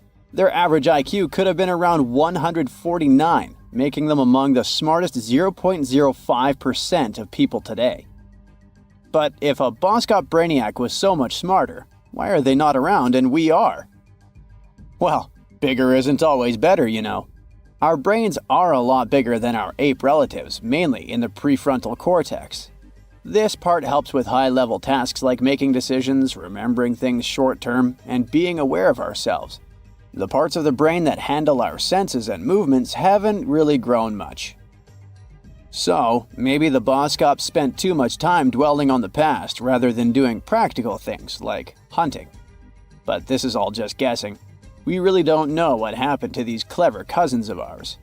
Some people even argue that boss cops weren't any different from us, with the only evidence being parts of skulls.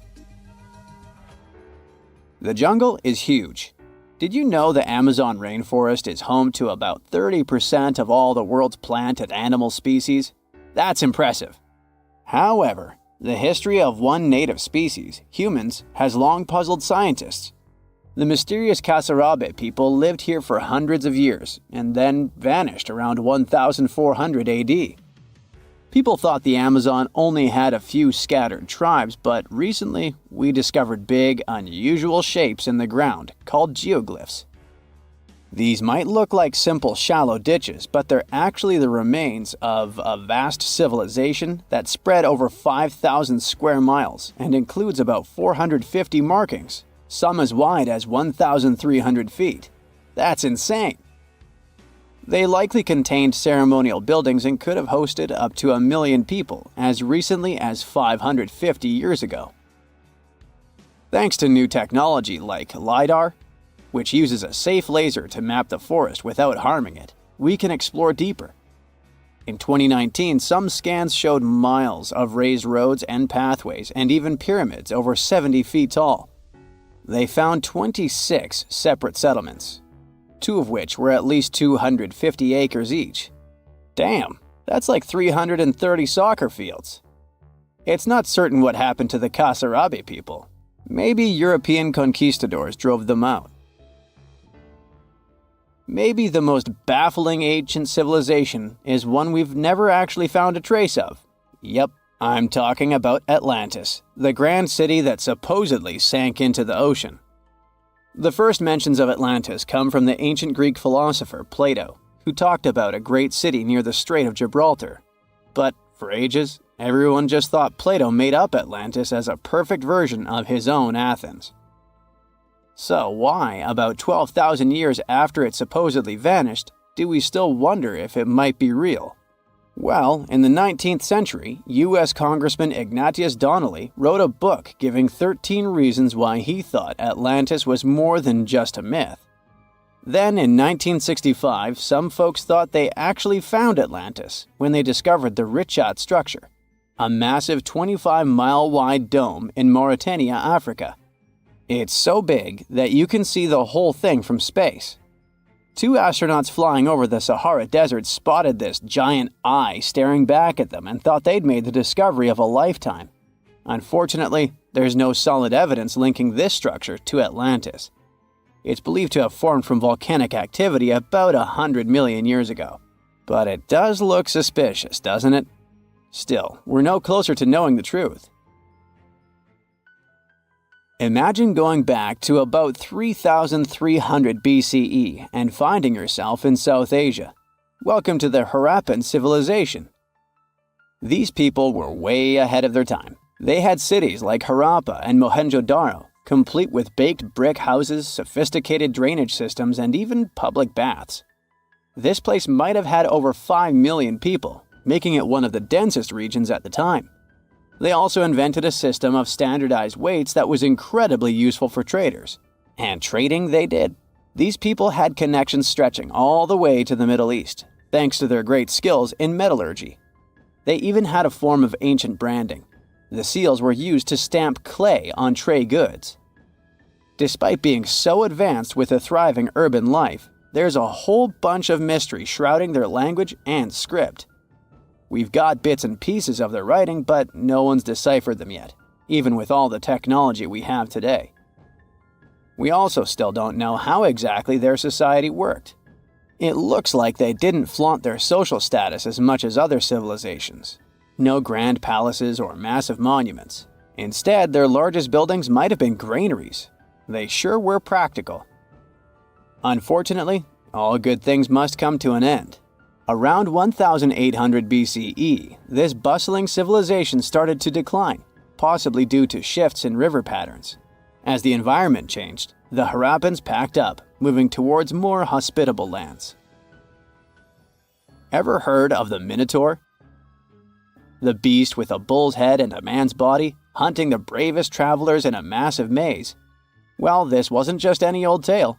It was one of the most popular dramas of the ancient world, and it was inspired by this place, the island of Crete. The Minoans lived here during the Bronze Age. They had stunning palaces, amazing frescoes, and a culture so rich it still fascinates historians to this day. They built places like Knossos, which was so complex with its multi-story buildings and elaborate hallways that it might have inspired the whole labyrinth myth. Their engineering was so ahead of its time that even their drainage systems were more advanced than what many of us have today. Let me know in the comments which of these stories you find the most fascinating, and thanks for watching. A girl, once and beautiful, ended up in a grave with a huge sickle across her neck. There were no signs of violence, no indications of any actual crime. Yet, someone was clearly terrified when they forced her into that grave. So scared that they even placed a padlock on the big toe of her left foot. They wanted her to stay in the tomb once and for all, fearing she might rise and take revenge on them. So, a whole community turned against a young lady who wasn't even over 20 years old, deeming her to be of ultimate danger. Do you see what I'm driving at? Let's test your historical knowledge. Who has been feared throughout human history to such an extent that commoners couldn't shake off that lingering sense of dread, even after their passing? If you say witches, warlocks, and vampires, you'd be completely correct. Just a little hint here. If you can't overpower someone physically, you can do it supernaturally. Well, that's at least what people used to think back in the 17th century. Not only was there a sickle and a padlock, but there were also signs of an attempt to twist the girl's corpse in the grave and turn it face down. This attempt had failed, leaving her spine buckled and twisted. By the way, the padlock wasn't necessarily meant to lock a vampire. It was more likely a talisman against evil spirits. That's a peculiar and, let's face it, very cruel way to bury someone. Yet it was a common practice for creating anti-vampire burial sites. The methods for preventing vampires from rising were quite elaborate. First off, let me introduce a term. Anti-vampire graves, known as revenant graves, date back thousands of years and have been found in various locations across Europe. Europe, you heard that right. Now before you say, hey, vampires are a Romanian thing, Dracula, duh, let me convince you otherwise. They are a part of all European folklore, meaning you can find references to them throughout Europe. With new settlements in America, vampire lore spread there too, eventually turning into the Twilight Saga. These anti-vampire burials are characterized by evidence of precautions taken to prevent those who bit the dust from rising. Such measures could include placing large stones on the deceased's legs or even piercing the body with a lance to fix it to the ground. To be completely safe, they could also consider removing the head from the torso. So, burying the body face down, cutting off the head, and pressing the body with a stone were the methods used to keep someone believed to be a demonic being from leaving the grave. Let's return to the poor lady, or rather, the girl. A couple of archaeologists, Dariusz Poliński and his partner, Magna Durodska, who happened to be partners in both crime and life, stumbled upon her grave. Strangely, all of her 206 bones remained untouched. Yet no gravestone, no name, nothing. Just a lonely grave on a hill in northern Poland. Poliński, a professor of archaeology, and Zagrodska began piecing together the story of the woman they eventually named Zosia. Carbon dating suggested she had been about 18 years old and had passed away about 350 years ago during a chaotic time in Poland's history. There is little documentation about this graveyard, which seemed to serve as a resting place for individuals marginalized by the community. Was Zosia a poor girl who had been marginalized because life forced her into the worst situation a lady could face? Not really. As the archaeologists delved deeper, they stumbled upon some hints that indicated she might have hailed from a rich family. Her burial featured a stylish bonnet, and the delicate silk along with shiny silver and gold threads found with it suggested that it was part of an elegant headdress.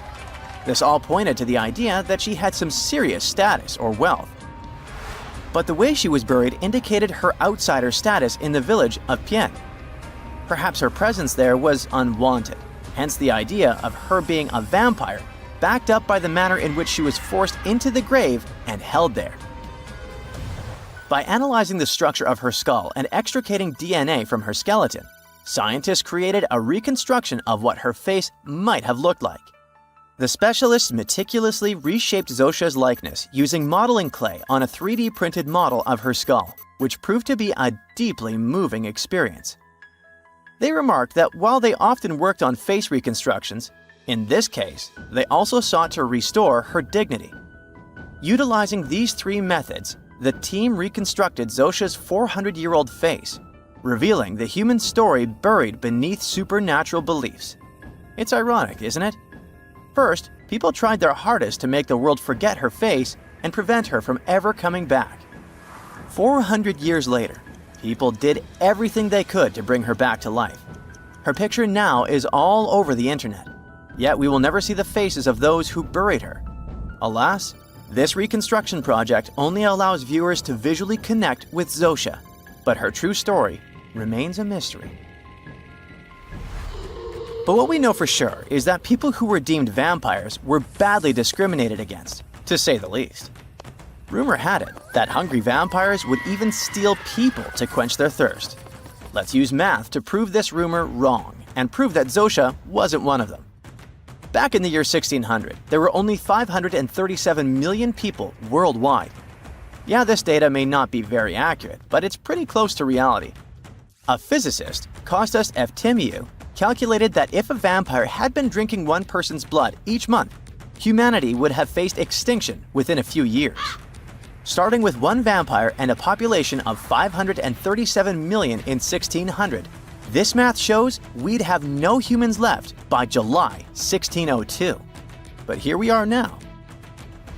Well, while placing a stone on a corpse to make sure the vampire doesn't rise may be something new to you, there are also a bunch of stereotypical things associated with these creatures that you definitely know, such as garlic and mirrors. Funnily enough, even though it's all based on a bunch of superstitions, there's pretty good logic behind the garlic thing. You see, it contains a special compound called allicin, which is a powerful antibiotic. While people back then couldn't know what an antibiotic was, they noticed garlic was pretty effective against various conditions. Since they believed vampires were created by a particular blood condition, they also believed garlic could defeat a vampire.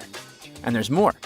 There's actually a blood condition called porphyria, which makes people look like real vampires. Their skin is pale and their teeth get bigger as their gums shrink. And guess what? People who have porphyria cannot consume garlic, as it worsens their condition. Wow, that's a cool coincidence. The next superstition is a bit fresher, and it's about vampires avoiding mirrors. The first known reference to the mirrors comes from the book Dracula in 1897. But why wouldn't a vampire show a reflection? Simple. Before the plastic era we live in, mirrors were traditionally backed with silver. Silver was commonly believed to repel evil spirits, possibly because it has antimicrobial properties. Much like garlic, its healing properties may be what was supposed to scare off a vampire. Another reason why suspected vampires may have avoided mirrors is the changes to their appearance from conditions commonly confused with vampirism, like porphyria and rabies. People afflicted with these conditions may have avoided looking in mirrors for that reason, causing others to assume that vampires avoided mirrors. But if you ever met a vampire and these methods don't repel it, I have one more trick for you. Ask the potential vampire to count. It can be spilled grains, seeds, or even the holes in the fishing net if you happen to have one. Vampires are into math, so they'll stop to count, delaying them until sunrise. And we all know that vampires don't do well in sunlight. Ironically, it's Count Von Count, a vampire who teaches us how to count on Sesame Street. A comfortable abode with a gorgeous view of the Mediterranean Sea will serve as a perfect rain shelter. Well, this is what a real estate advertisement might have looked like for Neanderthals 100,000 years ago. Welcome to the weird and wonderful caves you could live in, or not. Of course, back then, neither real estate and advertising had been invented yet. Never mind the fact that Neanderthals couldn't build houses and often lived in caves. Yet, one of those caves looks an awful lot like a residential building. It's situated inside a high limestone cape called the Rock of Gibraltar. If the Neanderthals had had an economy, the caves inside this rock would have cost a bundle. Navigators discovered it in 1907. They just spotted a big hole inside the fortified rock. For many years, scientists have studied this place and found some traces of Neanderthals. They discovered ancient tools in the cave and bones of old animals. But the coolest thing was, they found 4 caves inside the rock. It was like a residential complex. Neanderthals lived alongside neighbors and helped each other hunt and fish. They created feather decorations and painted abstract drawings on the walls. Imagine our ancient predecessors hanging out in these caves 100,000 years ago. And now, scientists hang out there and study the primeval past of Neanderthals in detail. At the end of 2021, archaeologists uncovered a gap inside one of the caves leading to an unknown tunnel. They crawled through this hole and opened a new space under the cave roof. This place has been closed off from the outside world for over 40,000 years. And it seems it was one of the most prestigious apartments in the entire mountain complex. It has high ceilings with ancient stalactites. The ruined stone curtains divided the apartment into several rooms. Scientists also found the remains of ancient animals and scratches on the walls. It seems that Neanderthals had never lived here, but they used to visit this place. Archaeologists found the shell of a sea snail called dog whelk.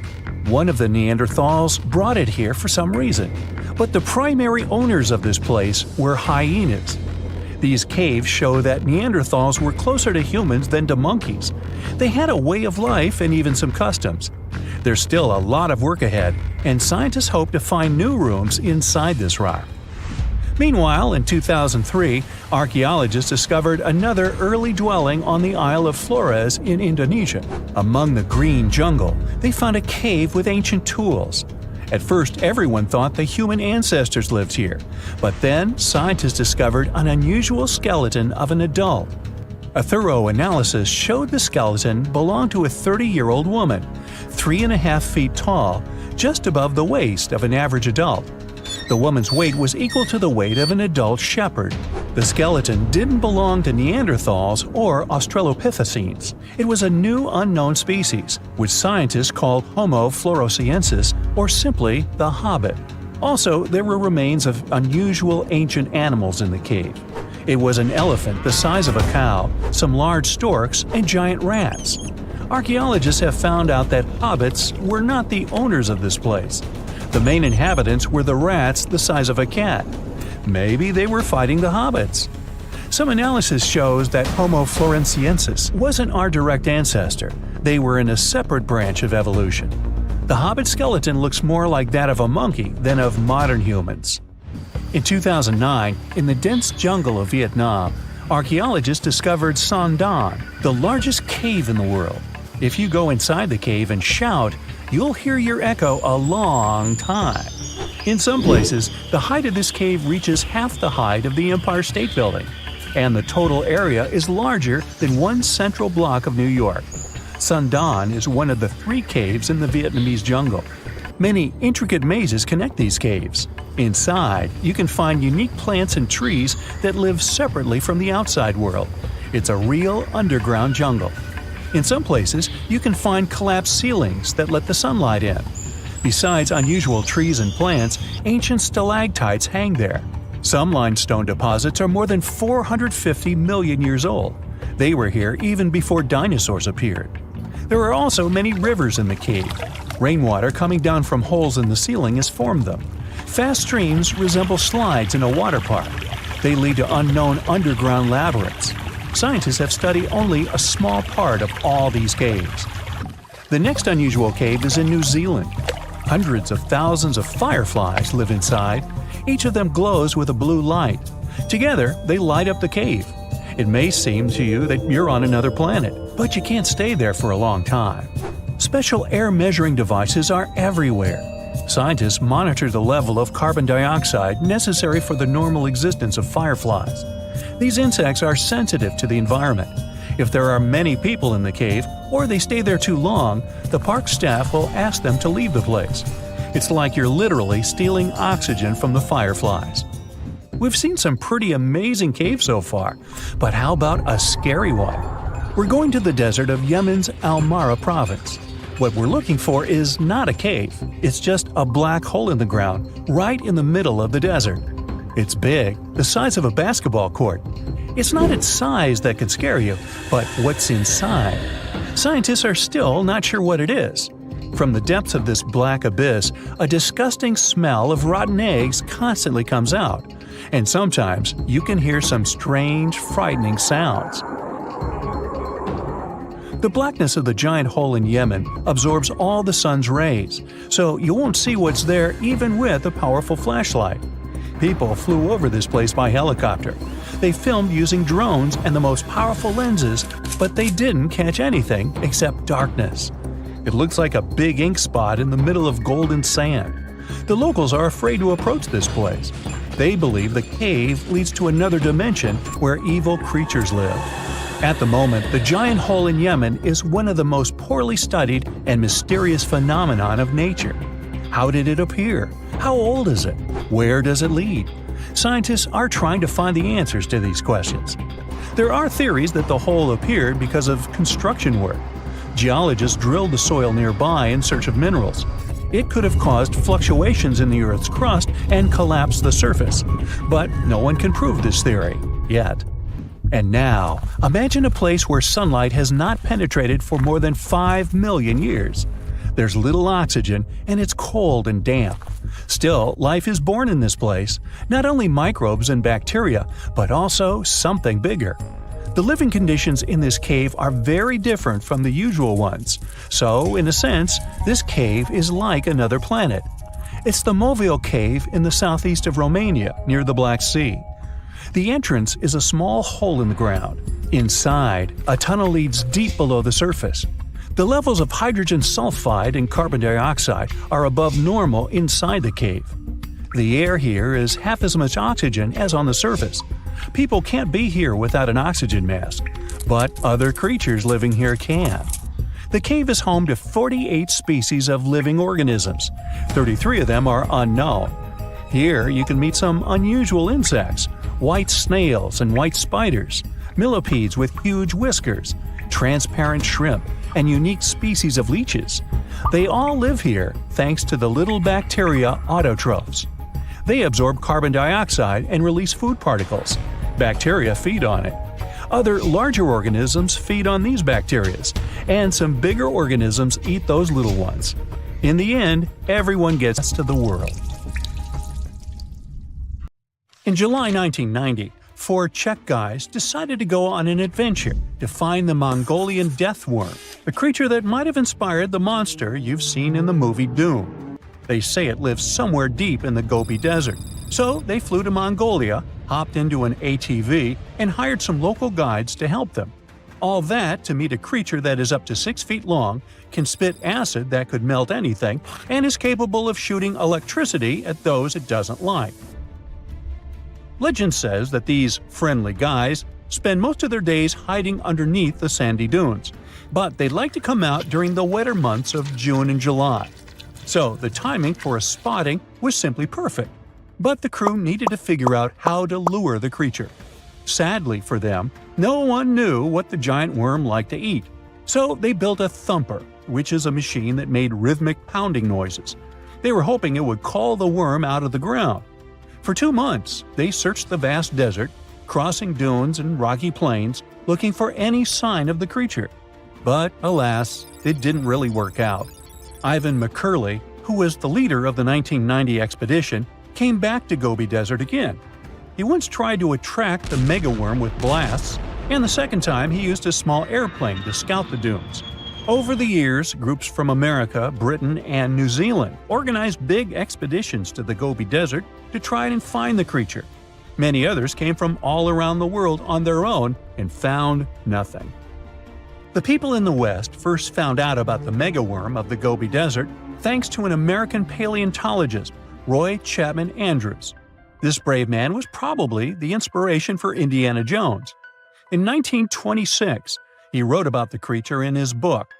At a meeting with Mongolian leaders, Andrews heard detailed descriptions of the creature, even though none of them had ever seen it themselves.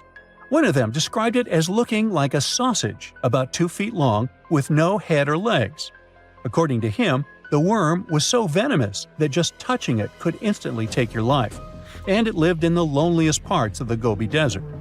Andrews didn't think the creature was real, but he shared these stories again in another book. In May 2005, 4 friends from Great Britain who search for monsters professionally decided to try their luck. They made drawings of the worm and hired local people to hand out flyers all over the Gobi Desert. These flyers offered a reward to anyone who could give information about the worm or even bring them a specimen. They thought loud sounds that other explorers tried would scare the beast away. Some told them it likes damp conditions, so they came up with a plan to block streams of water to create wet areas that would lure the worm out. Their plan didn't work because it was too hard to build dams in the desert. They ended up using small traps, but didn't find any actual proof that the worm existed. But they did meet locals who shared interesting stories about strange creatures they had seen over 70 years. Over the years, stories of the monster spread around the world. In some of them, it's only 1 foot long. In others, it's as large as a human. It's white-gray or scaly and brown, or maybe fleshy and bright red. Someone said it resembled a snake, or maybe a caterpillar, or maybe it has wings and can fly. And some believe it could be a supernatural evil being without a body. Maybe the stories are so different, and the search operations are so fruitless because the creature doesn't even exist. Or it could be one of many cryptids. Those creatures like Bigfoot, Yeti, the Loch Ness Monster, their existence has yet to be proven. In 1983, one scientist who was visiting the region heard that an old man had managed to catch the mysterious worm. He also learned there was a nest nearby. The scientist bravely approached the hole in the sand and put his hand inside. A giant creature dragged him in, and he was never seen again. Just kidding. He actually found a Tartar sand boa inside. It's a chunky, burrowing, non-venomous snake that has small eyes and gray-brown scales. He showed it to the locals to verify if it was the monster, and supposedly all of them said yes. Most Mongolians who know about the worm still believe it's real. Now, even though people call our supposed monster a worm, it's just what it sounds like in the English translation. Many Mongol cultures have used this word for centuries to refer to any animals they thought to be really dangerous, especially snakes, even non-venomous ones. So, it doesn't have to be a literal worm after all. Worms are soft and squishy, but a creature living in the harsh Gobi Desert would need to be tougher, more like a snake or a type of lizard without legs. Neither of these creatures can shoot electricity or spit acid like they say the death worm does. But some snakes, like cobras, can spit venom that's dangerous for people. If it were real, the creature would have a backbone, and explorers searching for it would likely find some bones or evidence left behind. And there are actually fossil remains all over the Gobi Desert. Scientists found representatives of over 80 dino groups here over the last almost 100 years. It all started with the world's first dinosaur egg nests. This discovery changed all the scientists knew about dinos. It was the first proof they laid eggs. In the following 2 years, the same expedition team unearthed over 100 dinosaurs and took them to the American Museum of Natural History, where you can still see them today. Some of them were swimming around in the Cretaceous Sea that used to be here about 71 million years ago. They resembled modern birds. The mystery of the megaworm is still unsolved, but there used to be another mystery scientists finally managed to explain.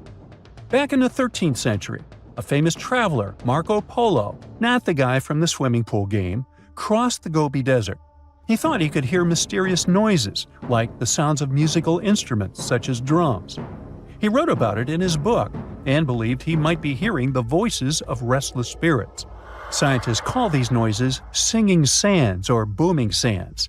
Unlike the squeaky sound you might hear when walking on a sandy beach, these desert sounds are much louder, like a musical instrument playing deep, haunting notes. Over the years, people came up with all kinds of ideas about what caused the sounds, like underground water or winds making the sand vibrate. Not all dunes can do this, and scientists wanted to figure out why. Sometimes the winds might cause a small avalanche on the side of a dune, and then you can hear the magical sound start. But this is rare. So, to study it, scientists had to help the dunes sing. They climbed to the top of a dune and slid down on their backs, using their hands and feet to push sand down. As the sand tumbled, the sound started softly and got louder. They could even feel the vibrations with their hands. So they found out that for a dune to sing, a few special things need to happen. The grains of sand must be the right shape. The dune has to be big, and the sand must be very dry, so no singing after it rains.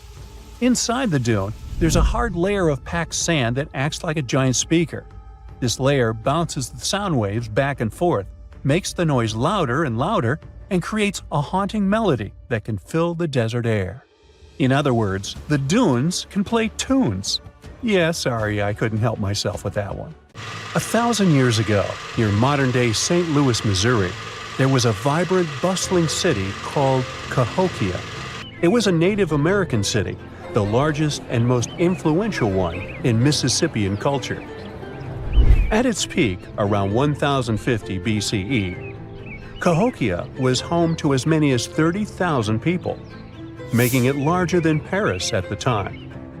But what's interesting is that Cahokia didn't have any big marketplace. Usually trade was the backbone of any big city, yet this one stood out for archaeologists. That's because Cahokia wasn't about commerce. It was about culture, community, and parties. The people who lived there threw massive parties that would last for days. The city's grandest feature was its 50-acre plaza, surrounded by amazing earthen pyramids. This massive space could hold over 10,000 people. Imagine them all gathering there for festivities, dancing, drinking coffees and teas, feasting on deer, and betting on sports. The events were super lively. Cahokians would wear awesome costumes, style their hair in interesting ways, and decorate their bodies with tattoos. Athletes were playing a game called chunky, where they hurled spears at a rolling stone disc, competing to get as close as possible. The roar of the crowd filled the air, and performers showed off their skills. These celebrations were so wild, they left traces in history. After the parties ended, Cahokians cleaned up by tossing leftovers into pits. Archaeologists have uncovered these waste pits, and they were filled with food remains and pottery. One pit alone contained the remains of 2,000 deer, and that's from a single event. They also found traces of yaupon holly, a caffeinated plant that was traded from hundreds of miles away. This just shows how much effort and thought Cahokians put in their celebrations. Would you like to live in a city like this? But aside from all the fun and games, Cahokia was also deeply complex and spiritual. The city was built on a landscape that mixed dry land with swampy patches. Many people believe that this symbolized the connection between the world of the living and the dead. The people of Cahokia saw their city as a bridge between these two realms. They built earthen mounds, both for ceremonies and rituals, and as construction support. These mounds rose from the swampy areas. Meanwhile, people settled in the drier spots. Elevated pathways connected these neighborhoods, creating a physical link between life and death. Isn't it sad that some ancient metropolises that rival modern cities in scale just disappeared? Cahokia's story came to a quiet end around 1350 CE, when the city was abandoned, all due to changes in environments and weather, floods, and other problems. But the influence of Cahokia was so big, it spread to distant places. Some of their traditions, like Chunky and Yaupon tea, have survived in native communities to this day. Today, Cahokia is a UNESCO World Heritage Site, and it's not the only megacity we lost. About 5,000 years ago, people in the Indus Valley built some of the world's first cities. Mohenjo-Daro was an ancient city in what is now Pakistan.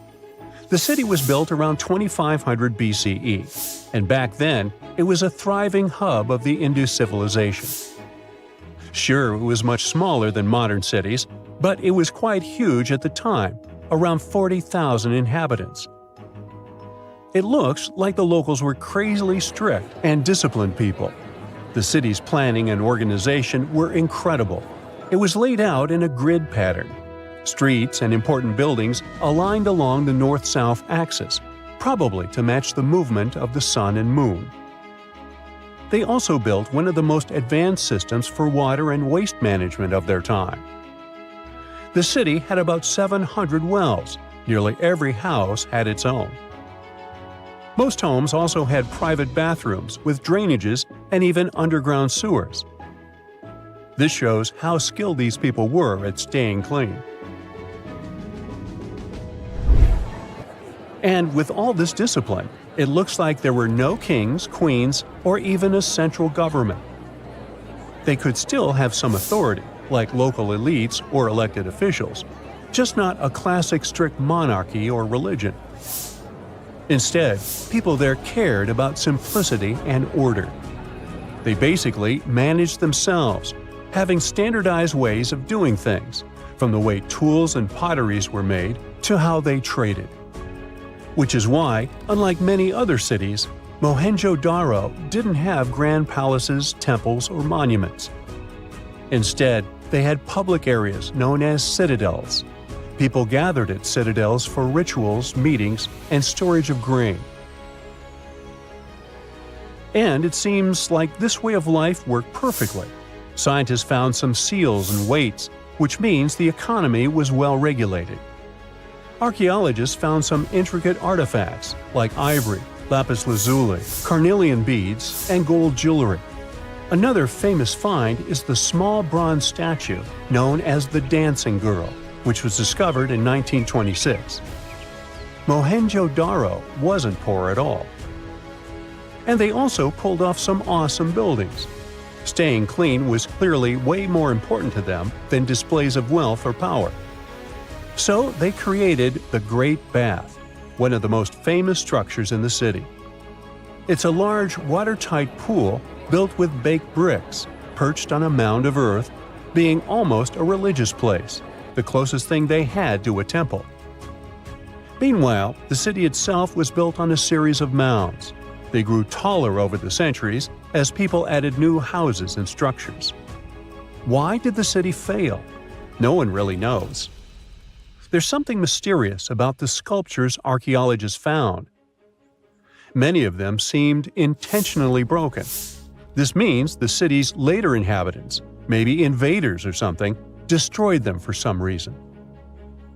Some scientists think that the Indus River may have shifted course, disrupting agriculture and trade. But there's no evidence of a flood or any big event like this. It just seems like, over time, the entire Indus civilization just gradually faded away. By 1900 BCE, the culture had shifted and didn't leave much behind. Let me tell you now about the ancient city of Kos, which is located where the modern town of Kos now stands in Greece. Imagine arriving by sea, and the first thing that hits you is the sheer grandeur of its agora, this massive public square built with stones in different colors, laid out on terraces that rise above you. It was one of the biggest in the ancient world, and it made a great impression on anyone approaching the city. This place has a rich history, dating back to around 2300 to 2200 BCE. A long time ago, local folk gathered up from different parts of the island to form a new city in the northeast. People have lived there since the Bronze Age, and over time, it became a super important center of culture and trade. And no wonder, since it's right near a natural harbor. The harbor was sheltered by two breakwaters, and people built some of the most important religious sites there, including the sanctuaries of Aphrodite and Hercules. Kos wasn't just beautiful, though. It had some brilliant design. The whole city was laid out in a neat grid, with streets crossing each other at perfect right angles, literally looking almost like a modern city. Thanks to this, moving around was super easy, and the blocks, or insulae, were big enough to fit several large houses. Kos remained largely unchanged until the 6th century CE. Over time, it started gradually shrinking in size, confined within the walls of what is now the Chora neighborhood. Meanwhile, Palmyra was an ancient city built around a beautiful oasis sometime around the 3rd millennium BCE. Originally known as Tadmor, this city flourished as a major stop on the Silk Road, linking the Near East with Asia. It was a thriving center of trade and culture. They had a marketplace, assembly buildings, grand gates. In other words, this place was bustling with life. The city has been through many hands throughout its history, from the Byzantine to Arab caliphates, which is probably why it had some awesome architecture. An interesting blend of Greco-Roman, Persian, and Arabic vibes. The Temple of Bel, the Great Colonnade, and a Roman-style theater. But, like all the others, it decayed over time. Palmyra's importance faded, and by the early 1400s, it had been largely destroyed. But at least its ruins remained. Right now, they're a UNESCO World Heritage Site. Back in December 2012, a lot of people were freaking out over the idea that the world might end in some catastrophic event. And it was all thanks to the famous Maya calendar. This ancient way of tracking time had been the subject of endless speculation. But one of its biggest mysteries was definitely an 819-day count found in some versions of the calendar. No one could explain why it was there or how it worked, until recently, when a group of researchers from Cambridge might have finally cracked the code. First things first, how does the Maya calendar work? So the system the Maya civilization used to track days was based on something we now call the calendar round. Think of it like 3 interlocking gears. These are 3 cycles working together. The first is a 365-day solar year, known as Hab. The second is a cycle of 20 names. And the third is a cycle of 13 numbers, which forms a 260-day sacred calendar, called Solkeen.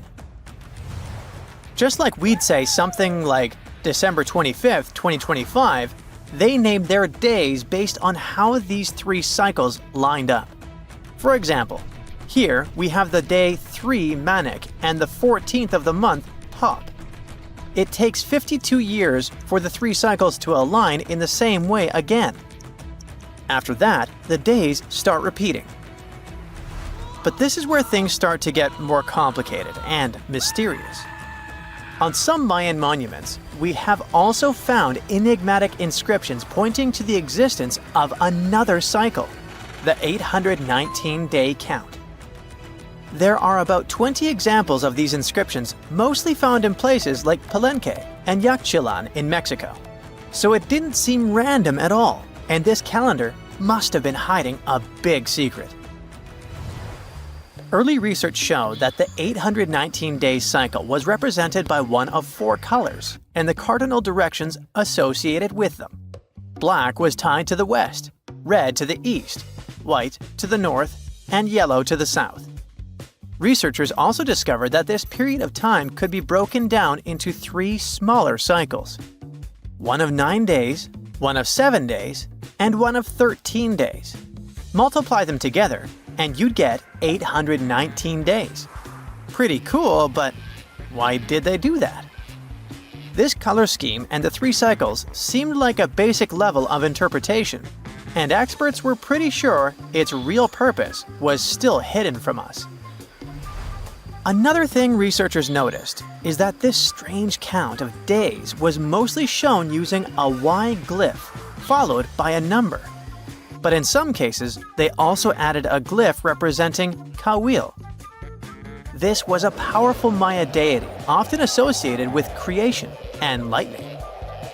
He was usually symbolized by a torch coming out of his forehead, representing the spark of life. But in the 90s, a study suggested that when Kawil's inscription showed smoke and fire coming from his forehead, it could actually represent the planets Jupiter or Saturn, or maybe even both. Wait, that means that the 819 days count could be linked to both planets in some way. From there, research focused on figuring out what that link might be.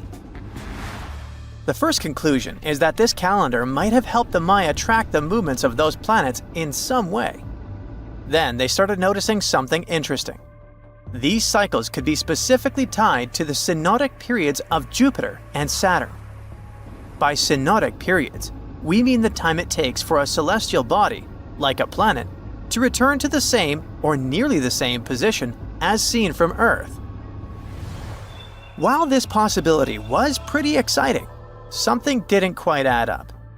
Each planet moves very differently, and trying to fit multiple planets into an 819-day span just didn't seem to work. In other words, this 4-part color-coded calendar system was simply too short to align perfectly with the synodic periods of the visible planets. So it looks like we're back to square one. This mystery had people scratching their heads for ages, until 2023, when specialists realized they might have been looking at it all wrong. Researchers actually needed to shift their perspective. Instead of seeing this system as 819 days, they needed to consider the number as representing timelines. And this period of time could be just a small part of a much, much bigger calendar. You see, as we said earlier, this cycle seemed to track the period when a planet became visible to people on Earth. To prove that these 819 cycles were timelines, not actual days, researchers needed a planet that could serve as a starting point to back up their theory. In this case, it was Mercury. And there's a pretty simple reason for that. Mercury's synodic period is 117 days, which fits perfectly into the calendar count. I mean, if you take 1819 and divide by 117, you get the number 7. So, Mercury is the only visible planet whose synodic cycle fits neatly into this period as whole numbers. Perfect. Now they had a solid starting point. From there, they needed to expand the calendar by increasing its length to 20 periods of 819 days. Suddenly, a pattern emerges. And just like that, all the synodic cycles of the planets fit perfectly into the system. For example, Saturn's synodic period from 378 days lines up perfectly after 6 819-day cycles. Venus aligns every 5 cycles. Jupiter every 19 cycles. And Mars, which takes the longest, needs 20 cycles. In other words, it takes about 45 years for Mars to align with the synodic periods of all visible planets. So, this is how researchers determined that the ancient civilization wasn't referring to days, but rather to timelines. The Maya astronomers came up with this count as part of a larger calendar system of 20 periods. But then a question comes up. Why was studying the synodic period so important to the Maya? Well, we don't have super specific answers about this mysterious calendar yet. But what we can say for sure is that the Maya truly believed in the powerful influence of the cosmos on daily life. So maybe they wanted to analyze how the movements of all the visible planets lined up with their other calendars. Of course, this system is just one part of the Maya's amazing and advanced understanding of astrology. And it wasn't just about using astrological cycles for planting and harvesting. They also had crazy specific knowledge, like how to predict solar eclipses. Archaeologists believe the Maya connection to the stars is reflected in the ruins of their world. Take the famous pyramid in the ancient city of Chichen Itza, located in Mexico's Yucatan Peninsula. If you look closely at the base of its staircase, you will see a snake's head carved in stone. But here's the coolest part. During the spring and fall equinoxes, when day and night are exactly the same length, the sun casts sharp, triangular shadows on the staircase. It creates the illusion of a snake slithering down the steps. Another example of how they use their knowledge of astronomy in their temples is in Tikal, Guatemala. Built around year 1 of the Common Era, this pyramid is considered one of the Mayas' earliest astronomical complexes. And its alignment and orientation allowed them to track and calculate solstices and equinoxes with incredible precision. The Maya were skilled skywatchers. Just like we have modern-day high-tech observatories with round domes, they had something similar. Meet El Caracol. The name means snail in Spanish and refers to the spiral staircase inside the tower. Built around 906 Common Era, it was the perfect place to observe all the changes in the sky and track the movements of the sun, moon, planets, and stars. Unlike us today, with our telescopes, satellites, and advanced tools, the Maya relied entirely on naked eye observation, and that makes their achievements even more incredible. In 1850, French scientist Auguste Mariette went to Egypt looking for manuscripts, but accidentally found a head of a sphinx sticking out of the dunes. He cleared the sand and figured out the Sphinx was guiding the entrance to some underground construction. Several months later, he finally entered the Serapeum of Saqqara. Inside, he found an enormous granite sarcophagi with remnants of 64 bulls. Scientists are still amazed by the tech that the ancient Egyptians used to transport those enormous boxes. The Serapeum was built around the year 3000 before the Common Era. It was an underground tomb built to honor the sacred Apis bulls of ancient Egypt. It had a long hallway, almost 500 feet long, with giant stone rooms on both sides. Some of the sarcophagi weighed as much as 50 average cars, and all of them were made with super precision, with exact 90-degree angles. These sarcophagi were beautifully decorated with hieroglyphs and carvings that told stories about the lives and importance of the Apis bulls. Now, there are 24 sarcophagi left. In ancient Egypt, Apis bulls were very special animals connected to the deity Ptah. They thought the bulls carried Ptah's spirit and wisdom, helped the pharaoh, and protected the Egyptians. Priests looked for special markings on young bulls to find Apis bulls. It could be a white triangle on its forehead, which symbolized divine light, a shape on its back like a vulture's wing, and a scarab shape under its tongue, which stood for rebirth. If a bull had these signs, they believed it was chosen by Ptah and treated it like royalty.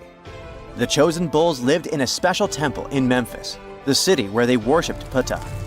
They received the best care and offerings from visitors who wanted their blessings.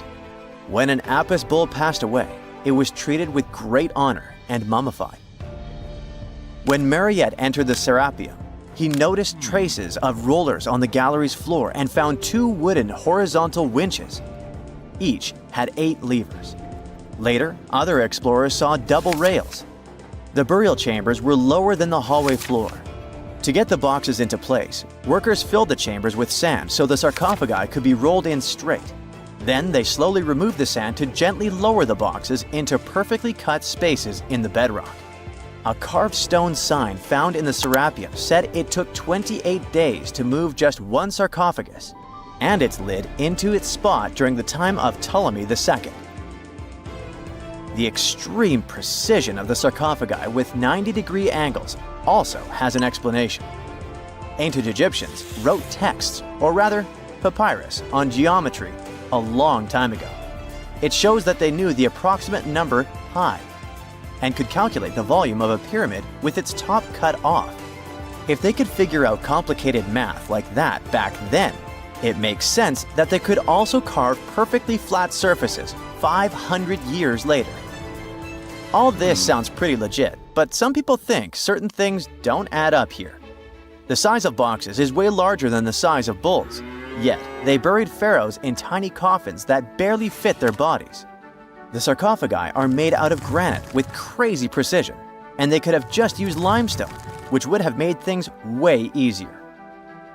The transportation of the boxes seems pretty simple, but only in theory. If one person could pull about 440 pounds, then at least 250 people would be needed to pull just one box. The tunnels in the Serapeum are really narrow, only about 2 feet wider than the boxes themselves. There's no way hundreds of people could have squeezed into those tight spaces to pull the boxes. And even if they did, how would they turn the box in the cramped corridor, lower it into its niche, and place it perfectly in the middle? Somehow, they did this 24 times, and every box is centered perfectly. Plus, the chambers were dusty, and there were no signs of soot from lamps. This means they must have worked in almost complete darkness. The real use of the boxes could also be different. A long time ago, even before the Egyptian pharaohs ruled, the local people already knew how to use fermentation. It happens when tiny organisms called yeast eat certain ingredients like starch and turn them into gas and ethanol. So someone in ancient Egypt probably put food like barley, bread, and even meat inside a giant stone box, then closed it tight with a heavy lid. These stone boxes, carved from granite, were so precisely made that they were almost completely sealed, so nothing could escape from it. As the yeast inside the box started working, it created more and more CO2 gas. It built up pressure inside the box. The granite boxes were incredibly strong. They could handle more pressure than a car tire can hold. When granite was squeezed under such pressure, its crystals produced a tiny electric charge. This effect was possible because granite contains quartz, a material that reacts to pressure this way. The process also needed meat or animal parts, possibly to help the yeast grow better.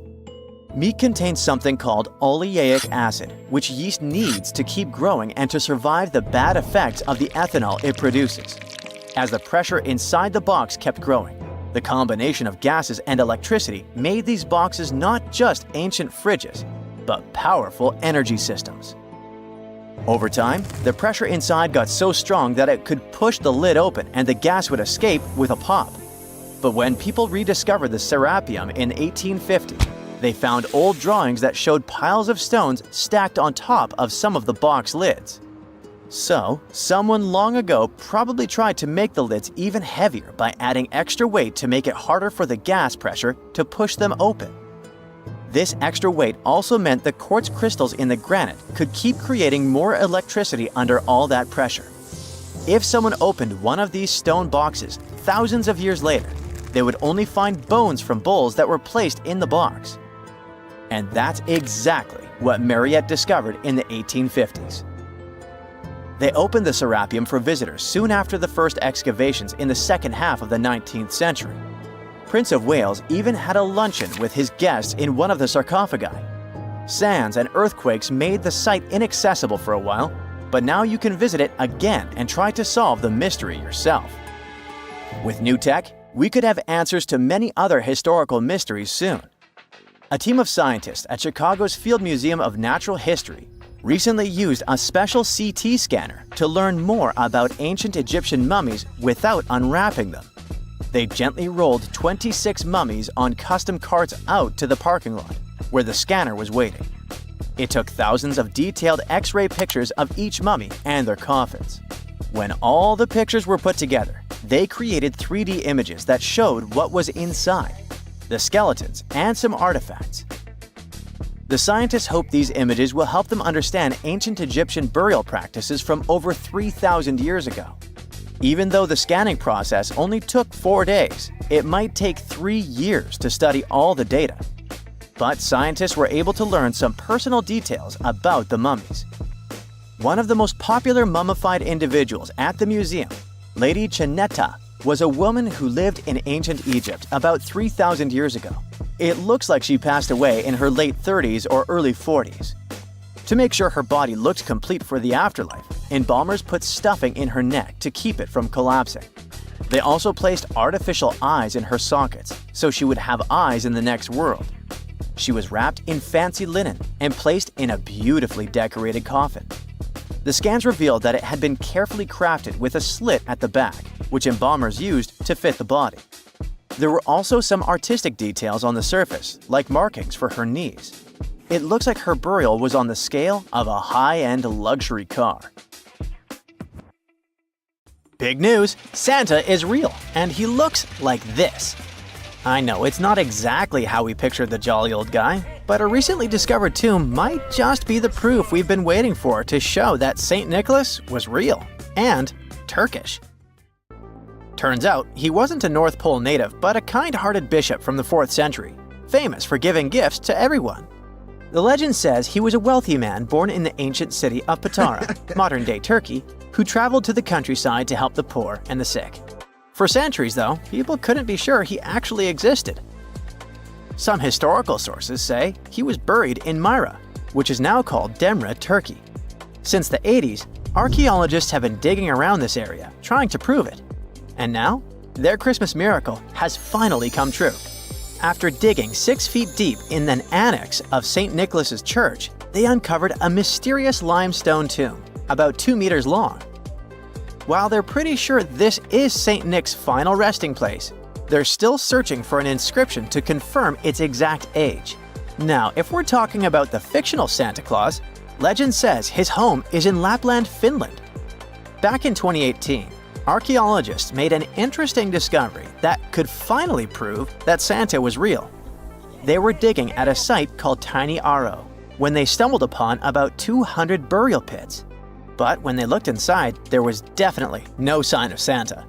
Actually, there were no human skeletons at all, just a bunch of things like pottery and animal bones. So no one really knows what this place was. That was the complete opposite of what happened with a group of archaeologists working in the ancient city of Petra, Jordan. Since 2003, there have been rumors about hidden chambers beneath the famous monument called Al-Khazneh, also known as the Treasury.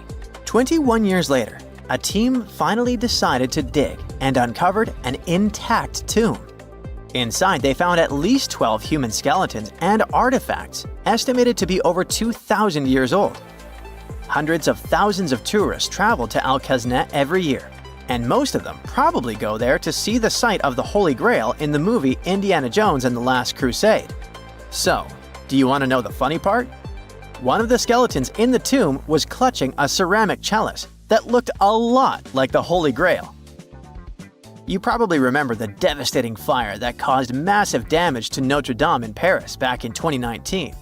Because of that, the building, originally built between the 12th and 13th centuries, had to be restructured. But archaeologists saw it as a golden opportunity to dig into the site and uncover its hidden secrets. The team was only allowed to dig about 16 inches beneath the floor, but that was enough.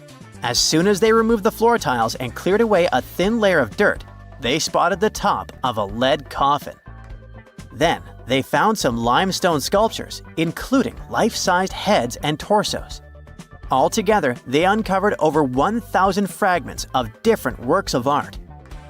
Ancient statues have been found in the most random places, including a sewer. In July 2024, Bulgarian archaeologists were checking a Roman sewer in the ancient city of Heraclea Sintica when they found a nearly 7-foot-tall marble statue of Hermes, the Greek messenger deity. This town was completely devastated and abandoned after 2 earthquakes, one in the year 388 and the other in the year 425. But somehow, it didn't destroy this statue. In fact, its head was found in surprisingly good condition. Finding ancient artwork is definitely fascinating, but imagine stumbling upon an entire hidden city in the Amazon rainforest. Using high-tech lasers, researchers uncovered a lost civilization with thousands of structures and a whole network of roads, canals, and houses, all buried beneath the dense jungle. This city was built around 2,500 years ago, in an area located in the shadow of a volcano. Which, by the way, could have erupted and destroyed this civilization at some point. It's hard to say exactly how many people lived there, but experts estimate they stayed up there for about 1,000 years. This discovery proves ancient people also had huge, organized cities in the middle of the Amazon. A similar thing happened in Campeche in southern Mexico.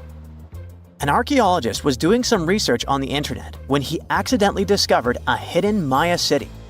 This area, now called Valeriana, was huge, about the size of Edinburgh, the capital of Scotland. It had pyramids, sports fields, amphitheaters, and paths connecting different districts. Thanks to satellite images, archaeologists uncovered an entire unknown civilization from the Bronze Age. They were checking out aerial images when they discovered 100 prehistoric settlements in the Pannonian Plain, a region that includes parts of what's now Serbia and Hungary. The people who lived there are now known as the Titsa Site Group, and it looks like they were a pretty well-organized society, skilled at growing food, hunting, and fishing. Google Earth helped a team to uncover a mysterious set of 400 ancient gates in Saudi Arabia. These gates, scattered across the desert, are thought to be from thousands of years ago. They're made of stone and arranged in weird formations that have left archaeologists scratching their heads. I mean, they don't look like they were meant for funerals, and they don't seem like structures where people lived. So, we still have no idea what they are. Technology is really changing archaeology. Thanks to artificial intelligence and, well, a $1 million prize, we've finally been able to decipher part of an unreadable and super damaged ancient scroll. The Herculaneum scrolls were discovered by workers digging up the ancient town of Herculaneum near Pompeii in 1752. But their condition was so bad that, for years, they were considered indecipherable. Thankfully, AI has helped unveil their secrets. Based on the studies so far, experts believe that one of these scrolls was written by a philosopher who valued pleasures, like music and food, above all else. No doubt, Stonehenge in England is one of the most mysterious places on Earth. Some theories even suggest it was built by extraterrestrials. After more than a century of research, archaeologists are still figuring out how it came together. See that big altar in the middle? Turns out it came all the way from Scotland. And that's pretty wild, considering this massive sandstone block weighs over 6 tons, and the people who built Stonehenge more than 4,000 years ago didn't have the luxury of wheels or modern tools. We can find some pretty amazing stuff in the oceans too. In 2013, a mysterious shipwreck was found about 20 feet underwater off the coast of Kenya. At the time, no one knew where it came from, but now, researchers are pretty sure this could be a ship from Vasco da Gama's fleet. You know, the famous Portuguese navigator, best known for being the first to sail from Europe to India by rounding Africa's Cape of Good Hope. If it's confirmed, this shipwreck could be one of the earliest European shipwrecks in the Indian Ocean. Ancient treasures can take many forms, including a bottle.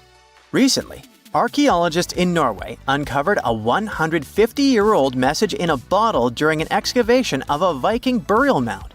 The bottle contained a letter written by Anders Lorange, an archaeologist who worked on the site back in the 1800s, along with his business card and a few coins wrapped in paper. The letter gave some details about the excavation, though it seems Lorange got a few things wrong, like the exact number of Viking shields discovered. At the end of the letter, he wrote a personal note in runic script, "Emma Gade, my girlfriend."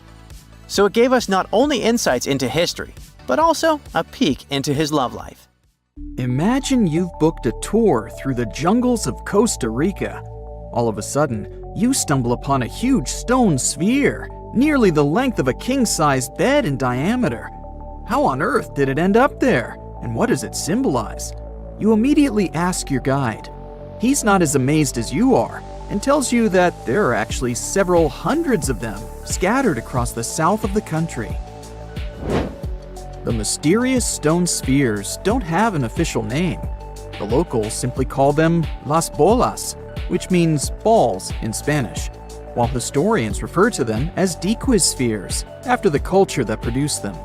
Scientists have studied the sediment layers of the Earth around them and estimate that the earliest were made around the year 600 CE, and the newest ones date to the year 1000 CE. Many of the spheres were relocated after their initial discovery, and that's why archaeologists can't date them precisely. The Diques culture completely disappeared shortly after they were discovered by the Spanish in the 16th century. Unlike the Mayas and the Aztecs, the myths or legends of these peoples didn't survive, so they cannot explain the existence of the mysterious orbs. More than 300 of these objects have been discovered so far, with some being smaller than 1 inch in diameter, and the largest measures 6.6 feet in diameter, standing taller than most humans. Although there are ones made from limestone, most spheres were carved out of a coarse version of basalt, a type of rock that forms when lava cools rapidly. Some orbs weigh up to 15 tons, and in most cases, their surface is smooth to the touch, although there are coarse, mostly unfinished pieces. If we throw away the theory that river erosion naturally sculpted the spheres, the ancient people seem to have created them by hammering boulders with other rocks. Once they got the rough shape they were aiming for, they would polish the rock to perfection, using techniques such as controlled fracture and grinding. The mysterious spheres are located in the Diques Delta, on the coast of the Pacific Ocean. Most of them can be found in a place called Farm 6, which, alongside 3 other sites, was proclaimed a UNESCO World Heritage Site in 2014. The area contains other finds from the pre-Columbian era, such as paved areas, burial sites, and mounds. For centuries, the stone balls were hidden under a thick layer of sediment that protected them against the elements and looters until they were unearthed during the 1930s.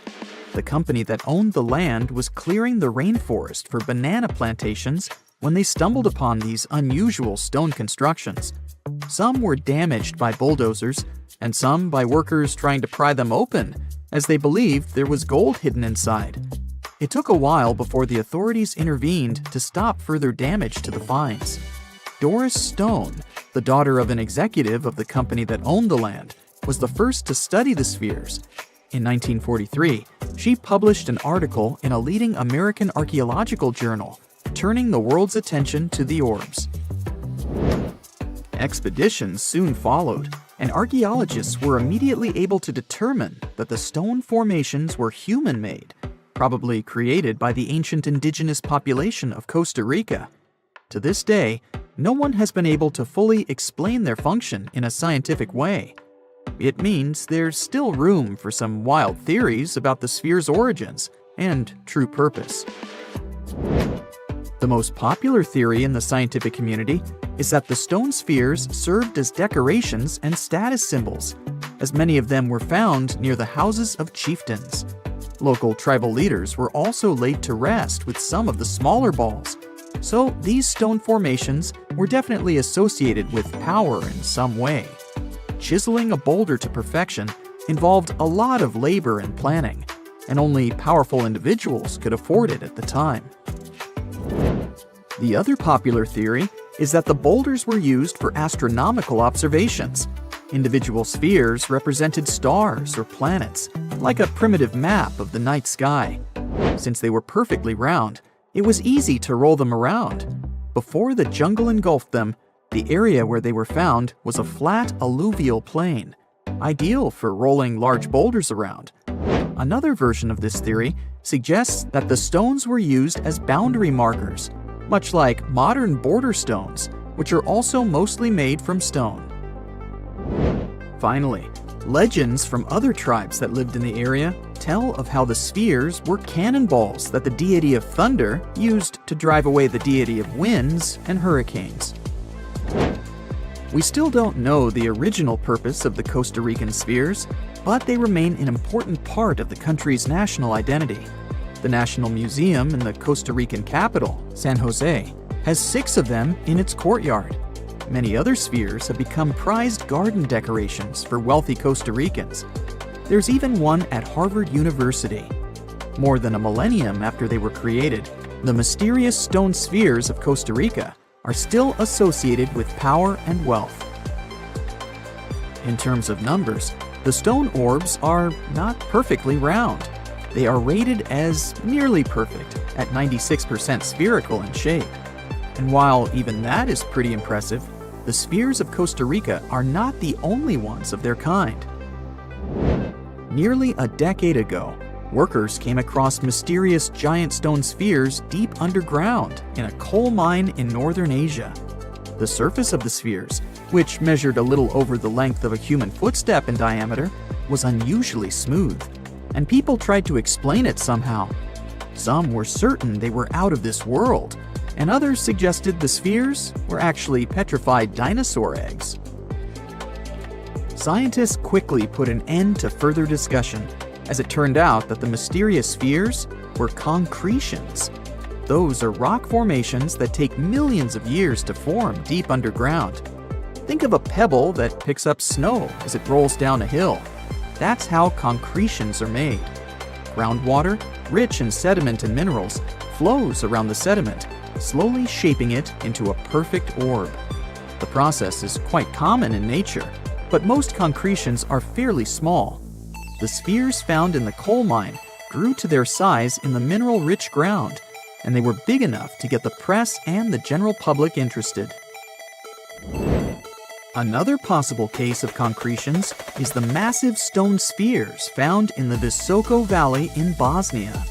Samir Osmanagic, better known as the Bosnian Indiana Jones, was the first to explore those objects about as wide as the length of a London bus. He believes the stone spheres were carved by a lost civilization that lived in the area 1,000 years ago. The reddish color of the orbs, though, is proof to geologists that they are indeed concretions, rich in iron content. The Moki marbles, found in rural Utah, are similar in color to the Bosnian spheres. These tiny concretions are the size of toy marbles and consist of a sandstone core and a shell made out of hematite, an iron ore. In South Africa, miners have come across Klerksdorp spheres, which are similar in shape and size to Moki marbles. The only difference is that these ones formed inside volcanic sediments and ash. The most intriguing among human-made tiny spheres are probably the orbs found on several Greek islands. Scientists discovered 700 stones smaller than golf balls near the Bronze Age site of Akrotiri on the island of Santorini. They believe that the finds were between 3,600 and 4,500 years old. When they compared all the stones' variations in size and color, the archaeologists concluded that these enigmatic stones could have easily been the oldest board game ever made. With the help of artificial intelligence, scientists are now trying to work out the rules of this game. When you think of an epic desert scene with blazing sun, endless dunes, and those magical little oases, you probably picture the legendary Sahara, right? But what if I tell you that 11,000 years ago, this vast expanse of hot sand looked totally different than it does today?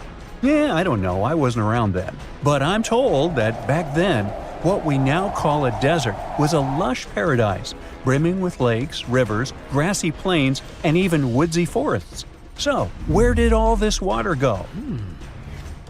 There are many stories about the distant past of our planet when deserts were covered with jungles and forests, and then something happened, like changing climates or colossal earthquakes, and it all turned green lands into dunes. But how about a theory that Sahara became a desert because of humans and goats? The Sahara has seen its fair share of wet and dry drama throughout the ages, mostly thanks to little shifts in Earth's orbital tilt, causing variations in how much solar radiation hits the atmosphere. There were even times called the African humid periods, when the rain would pour in and transform the dry landscape into a bright green haven. But between 8,000 and 4,500 years ago, something really funky happened to this region. Certain areas went from humid to dry way too fast to explain it by just orbital changes. In the blink of an eye, the lush Sahara turned into the Sahara we know today. Now, if you ask scientists why it happened, they will tell you, "Oh, it's just poor parameterization of the data." Bet you didn't get it, did you? What? Well, right, let me translate it from scientific to common human. It means they really don't know the answer themselves, and they got a bunch of missing puzzle pieces.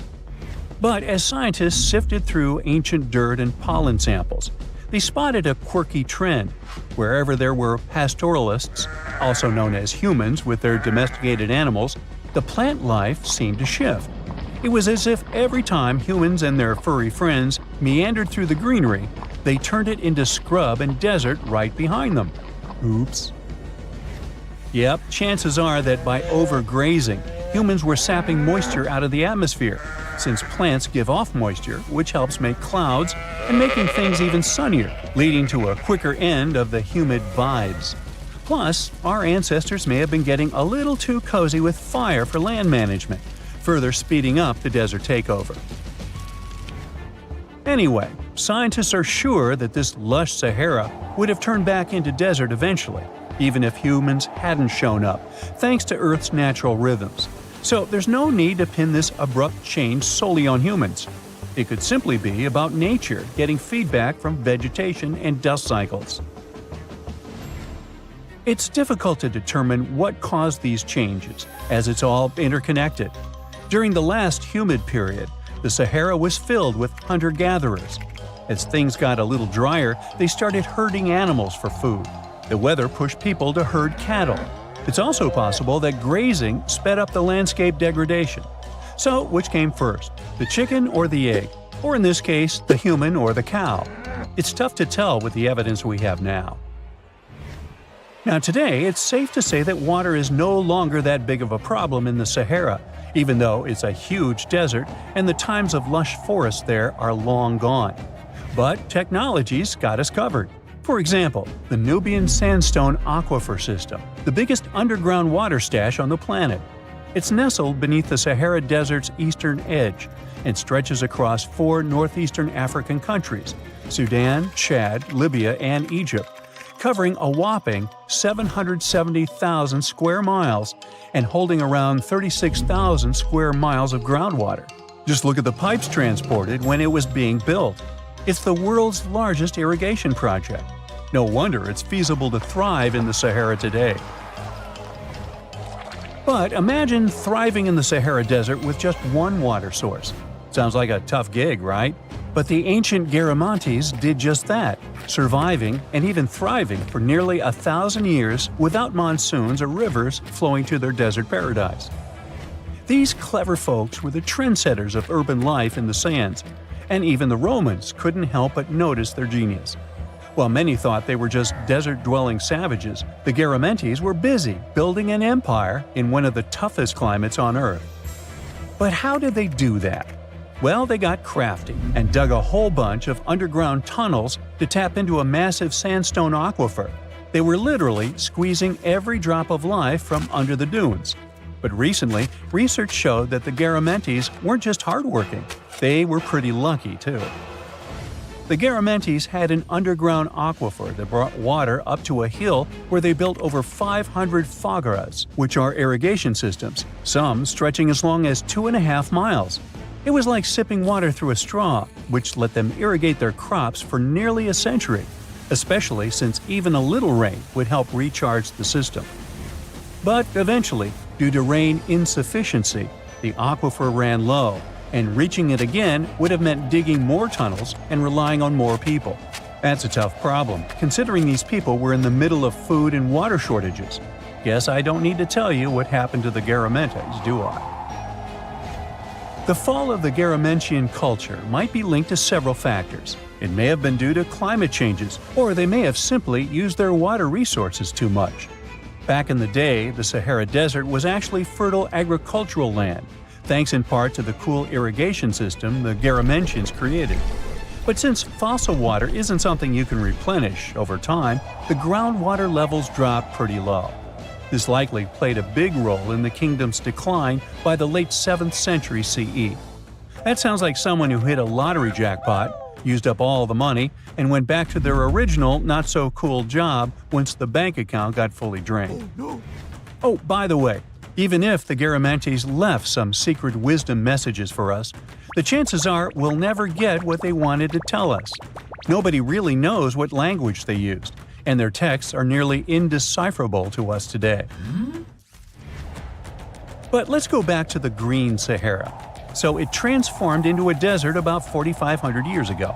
But today, we can understand how people lived in those times in the Sahara thanks to natural parks in Africa that have the ultimate outdoor art gallery. There are well over 15,000 ancient paintings and carvings depicting everyday life from around 11,000 years ago. However, if the carvings aren't enough for you and you feel like visiting an actual green desert, all you have to do is book a flight to California. One of the most beautiful phenomenon in the world, the super bloom, takes place here. Look at all these colors: orange, green, pink. It's a miracle. Wildflowers bloom right in the middle of a hot desert after several years of rainfall in dry places. It's such a bright and colorful landscape that super blooms can be seen from space. This rare phenomenon can be observed in other arid places and deserts in western and southern Africa, Western Australia, and Chile. In all these places, the weather is very hot and dry in summer. Mild humid air comes in winter, and this is the ideal environment for mass flowering. Flower seeds that lie in desert sands can wait for decades before starting to produce flowers. When the hot sun destroys all the weeds and grass, and the rainfall becomes enough to moisten the soil, the seeds are kind of like, well, okay, now it's our turn to play a big game. And then hundreds of thousands of tourists come to take photos and post these beautiful pictures on social media. And this, unfortunately, is one of the main dangers for flowers. Therefore, if you find yourself in a place like this, don't pick the flowers and don't trample on them. Stay on the path, don't litter. Take only pictures and leave only footprints. You get it? Good. See this place on the map? Yeah, right there. It's estimated that around 100 people have vanished or lost their lives here. Why, you ask? Well, it seems they were all looking for this guy, Percy Fawcett. He was a British colonel, famous for his sharp blue eyes, perfectly groomed beard, and signature hat. He looked like a character from Pride and Prejudice, but lived more like Indiana Jones. In fact, this character was inspired by Fawcett's story. But his disappearance in 1925 was more macabre than any movie plot. Colonel Fawcett was bold.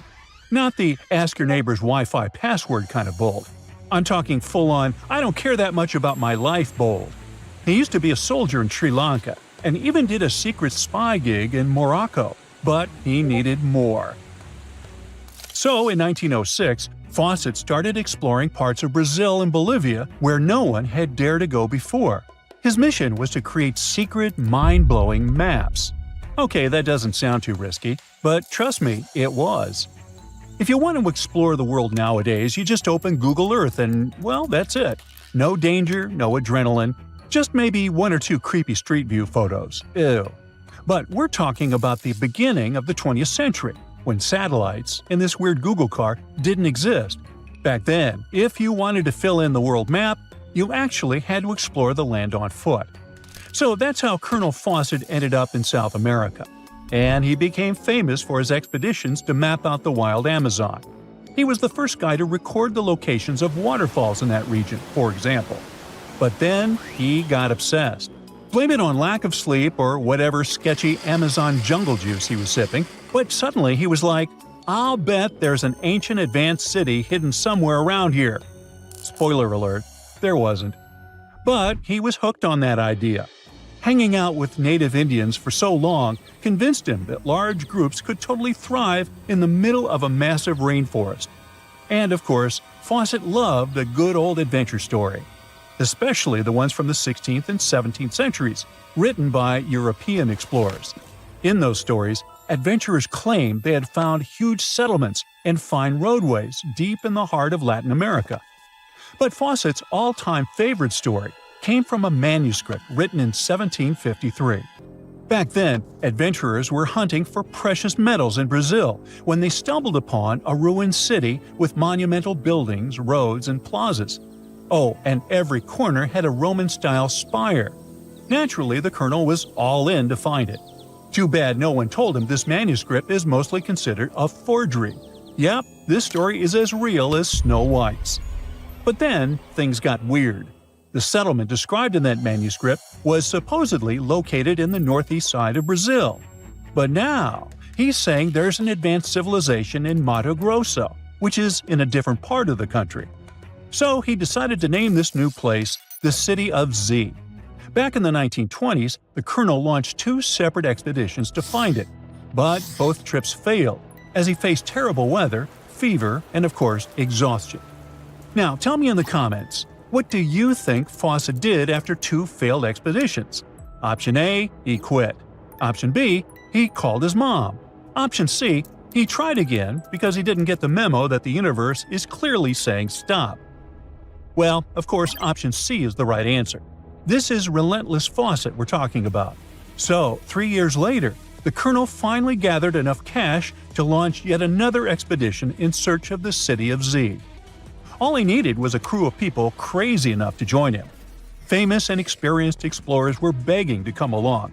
But nope, Fawcett decided to take his son and his best buddy instead. In January 1925, this brave trio set off on their journey. They packed mosquito nets, canned food, and made a promise, we shall return. Another spoiler alert, they didn't. Uh-oh. The journey kicked off in New Jersey, and then they sailed all the way to Rio de Janeiro, Brazil. There, they stopped to grab some pack animals, like horses, and hired a couple of local guides. Now they were ready to head to the city of Cuiabá. Now keep in mind the distances in Brazil are crazy huge. So this little journey was like traveling from Miami to Chicago on foot. 3 months later, they finally ventured into the jungle for the first time. And that's when the fun really began. The crew faced piranha-infested rivers, an endless maze of thick trees, and the worst part, bugs. The constant annoying zzz of a gazillion mosquitoes wouldn't let them sleep, and Fawcett's best friend's foot got huge from tick bites. But the colonel didn't have time to babysit his friend's princess foot. Oh no, he was too obsessed to take a break. In fact, at some point, he was so far ahead of his companions that he had to camp alone for a night. On May 29th, Fawcett finally came to his senses. There was no City of Z. But did he let that stop him? Not really. He unpacked their gear and sent the local guides back to Cuiabá. But before saying a final goodbye, he asked them to deliver a letter to his wife, saying something like, "Don't worry, hon, our son is well and getting stronger every day." Sure he was. Anyway, after this dramatic farewell, the trio set off into the bush alone. The darkness swallowed the thick forest, and then they were never seen again. Okay, that was intense, so let's fast forward. 2 years later, the newspapers were still speculating whether the trio could still be alive, and Fawcett became a legend, like Bigfoot, but less hairy. One guy said that the colonel had become one of the locals and was living his happily ever after in the jungle. Another guy said he was held prisoner by the Indians, but no one could confirm any of these sightings. It wasn't until 1928 that the British authorities finally thought better late than never and decided to look for Fawcett and his crew. By that time, they were sure their expedition had perished, but they still needed proof. And after days and days of surviving the jungle's worst nightmares, they found, well, nothing. But in a weird way, this mystery inspired more explorers to look for them. It's estimated that about 100 people have passed away in this process, and a few have followed in the explorers' footsteps by disappearing without a trace. So, what really happened to the expedition? Researchers have pointed their fingers at everything under the sun. Parasitic infections, starvation, drowning, jaguar attacks, you name it. Some even say Fawcett dove headfirst into mysticism and started an occult community in the jungle.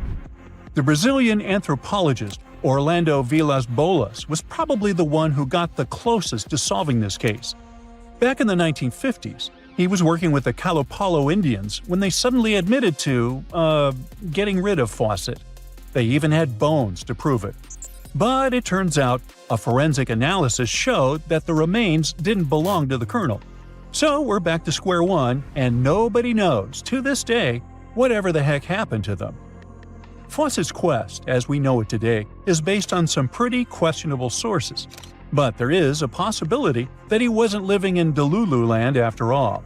Recent discoveries suggest that his idea of a sophisticated jungle city wasn't just pure fantasy. In 2024, a massive ancient city was found in the Amazon, hidden beneath dense vegetation.